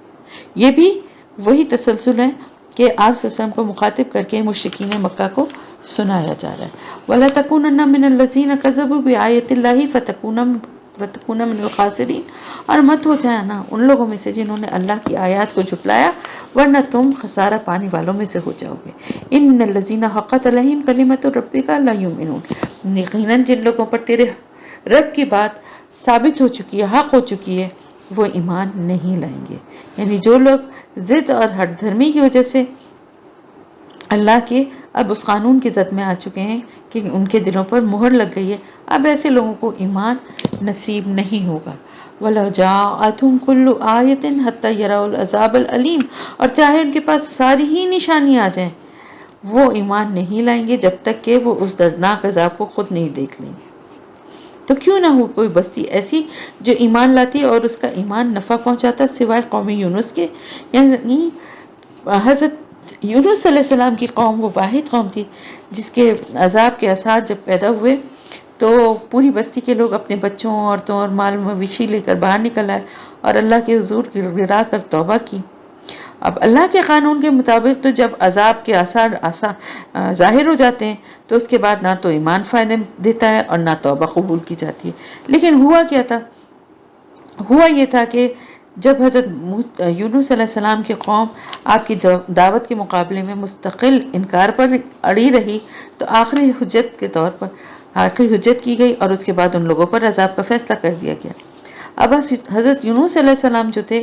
وہ ابھی عذاب کا جو ہے وہ اللہ کی طرف سے ان کو وہاں سے نکلنے کی کا اذن نہیں دیا گیا تھا، یعنی ان کو یہ اجازت نہیں دی گئی تھی کہ جیسے کہ ہمیشہ ہوتا ہے کہ عذاب سے پہلے جو اللہ کا رسول وہاں ہوتا ہے اور جو ایمان والے ہوتے ہیں انہیں اللہ وہاں سے نکال دیتا ہے، تو وہ رسولوں کو اللہ کی طرف سے یہ حکم ملتا ہے تو وہ نکلتے ہیں نا، ابھی انہیں یہ حکم ملا نہیں تھا اور وہ وہاں سے نکل گئے، جاتے جاتے لوگوں کو یہ خبر بھی دے دی کہ 3 دن کے اندر اندر تم پر عذاب آ جائے گا۔ اب ابھی آپ کو باضابطہ کیونکہ اللہ کی طرف سے اجازت نہیں دی گئی تھی تو اللہ کی سنت کے مطابق ایسے موقع پر رسول اپنی مرضی سے اپنی بستی کو نہیں چھوڑ سکتا، جیسا کہ ہم نے سب کے معاملے میں دیکھا، حضرت نوح ہو یا حضرت لوط ہو یا حضرت ہود ہو یا پھر آپ صلی اللہ علیہ وسلم، مسلمان تو ہجرت کر رہے تھے، لیکن جب تک اللہ کی طرف سے آپ کو نہیں حکم آیا کہ آپ ہجرت کریں، آپ وہاں مکے میں ہی مقیم رہے، آپ نہیں نکلے جب تک کہ اللہ نے باضابطہ طور پر آپ کو اجازت دی۔ تو پھر کیونکہ وہ چلے گئے تھے، اس لیے ایک استثناء انسانی تاریخ میں جو ہے وہ قائم ہو گیا کہ اب وہ سب کو لے کر نکلے باہر، اور اپنی پوری یعنی عورتوں، بچوں کو، مویشیوں کو، اور رو رو کے گڑ گڑا کے انہوں نے جو ہے اللہ سے معافی مانگی، اور رسول کیونکہ قوم سے نکل چکے تھے اس لیے ان کو اللہ کی طرف سے معافی مل گئی، اور اللہ نے عذاب کو ان پر سے ٹال دیا۔ جب وہ ایمان لے آئے تو ہم نے ہٹا دیا ان سے دنیا کی زندگی میں وہ رسوا کن عذاب، اور ایک وقت معین کے لیے ہم نے انہیں دنیا کے فائدوں سے بہرہ مند ہونے کا، فائدہ اٹھانے کا موقع دے دیا۔ وَلَوْ شَاءَ رَبُّكَ لَآمَنَ مَنْ فِي الْأَرْضِ كُلُّهُمْ جَمِيعًا، اور اے نبی صلی اللہ علیہ وسلم اگر آپ کا رب چاہتا تو زمین میں جتنے لوگ بھی ہیں سب کے سب ایمان لے آتے۔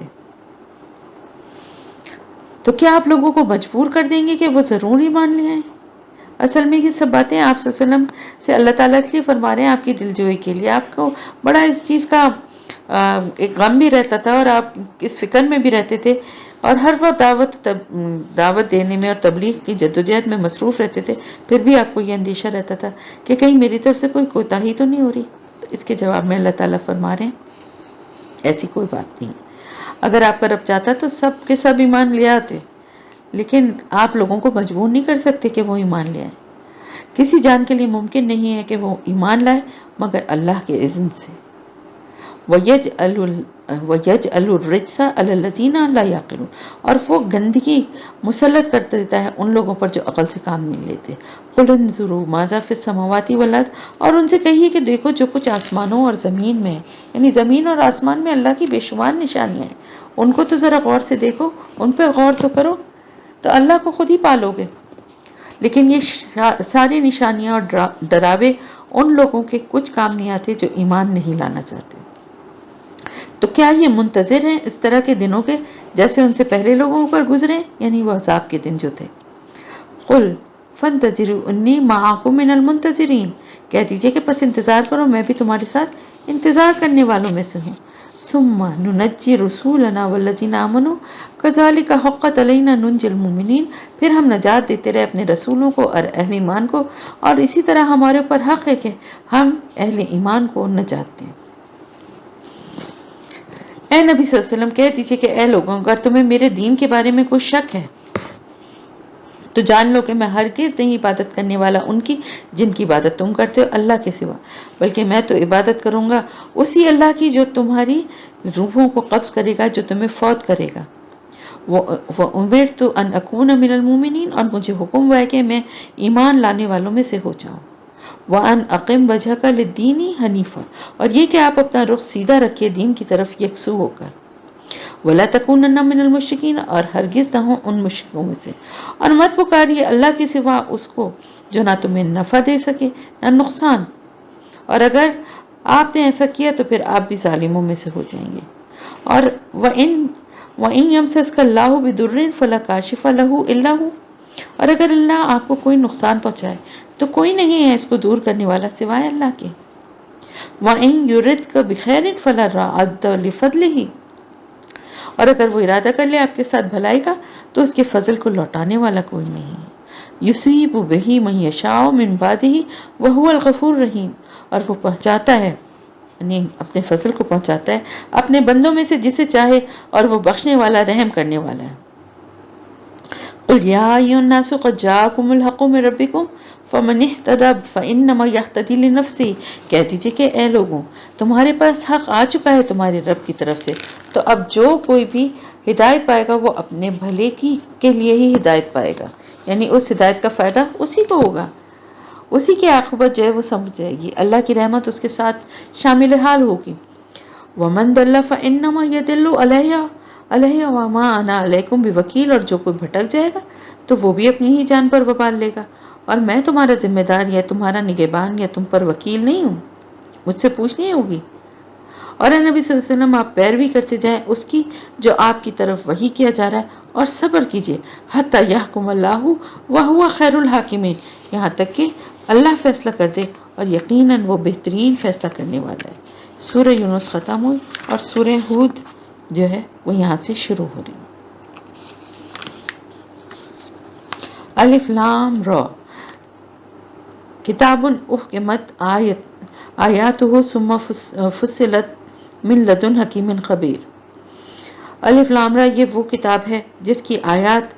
پختہ کی گئی ہیں، پھر ان کی تفصیل بیان کی گئی ہے اس ہستی کی جانب سے جو حکمت والی ہے اور خبیر ہے،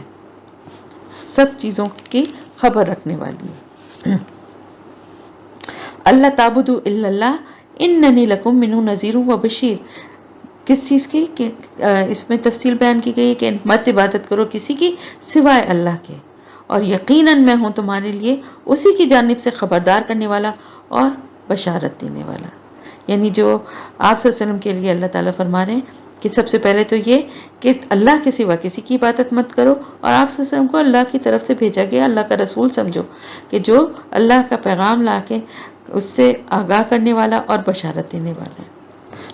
گناہ کرنے والوں کو خبردار کرنے والا اور نیک عمل کرنے والوں کو بشارت دینے والا۔ اور یہ کہ اپنے رب سے استغفار کرو، پھر اس کے سامنے توبہ کرو، وہ تمہیں دنیا کی زندگی میں مال و متاع دے گا، بہت اچھا ایک وقت معین تک، اور ہر صاحب فضل کو اس کے حصے کا فضل عطا کرے گا۔ یعنی جو بھی فضل کا مستحق ہوگا اللہ تعالیٰ اسے اپنا فضل ضرور عطا فرمائے گا۔ وَإِن تَوَلَّوْا فَإِنِّي أَخَافُ عَلَيْكُمْ عَذَابَ يَوْمٍ كَبِيرٍ، پھر اگر تم پھر جاؤ گے تو مجھے اندیشہ ہے تم پر ایک بڑے ہولناک، ایک بہت بڑے عذاب والے ایسے دن کے عذاب کا۔ اِلَى اللَّهِ مَرْجِعُكُمْ وَهُوَ عَلَى كُلِّ شَيْءٍ قَدِيرٌ، اور اللہ ہی کی طرف تمہیں لوٹ کر جانا ہے اور وہ ہر چیز پہ قدرت رکھنے والا ہے، ہر چیز پہ قادر ہے۔ آگاہ ہو جاؤ کہ یہ لوگ اپنے سینوں کو دوہرا کرتے ہیں تاکہ اللہ سے چھپ جائیں۔ وہ ہوتا یہ تھا کہ مکے میں جب آپ صلی اللہ علیہ وسلم دین کی دعوت دیتے تھے تو مخالفین میں سے کچھ لوگوں کا رویہ ایسا ہوتا تھا کہ آپ کو آتے ہوئے دیکھتے تھے تو رخ بدل لیتے تھے، یا کپڑے کی اوٹ میں اپنے منہ کو چھپا لیتے تھے کہ کہیں آمنا سامنا نہ ہو جائے، اور آپ صلی اللہ علیہ وسلم انہیں مخاطب کر کے کچھ دین کی باتیں نہ کرنے لگے۔ پھر کچھ لوگ ایسے بھی تھے جو دل میں آپ کو ٹھیک سچ صحیح سمجھتے تھے لیکن ایمان لانے والے ابھی نہیں تھے، اور اپنے جو بڑے سردار اور ان کا خوف بھی دل میں رکھتے تھے، تو مروت کی وجہ سے بھی وہ اپنے منہ کو چھپا لیتے تھے کہ کہیں آپ کا سامنا ہو تو انہیں اچھا نہیں لگتا تھا کہ وہ آپ کو کس طرح انکار کریں۔ تو اللہ تعالیٰ فرما رہا ہے الَّذِينَ يَسْتَخْفُونَ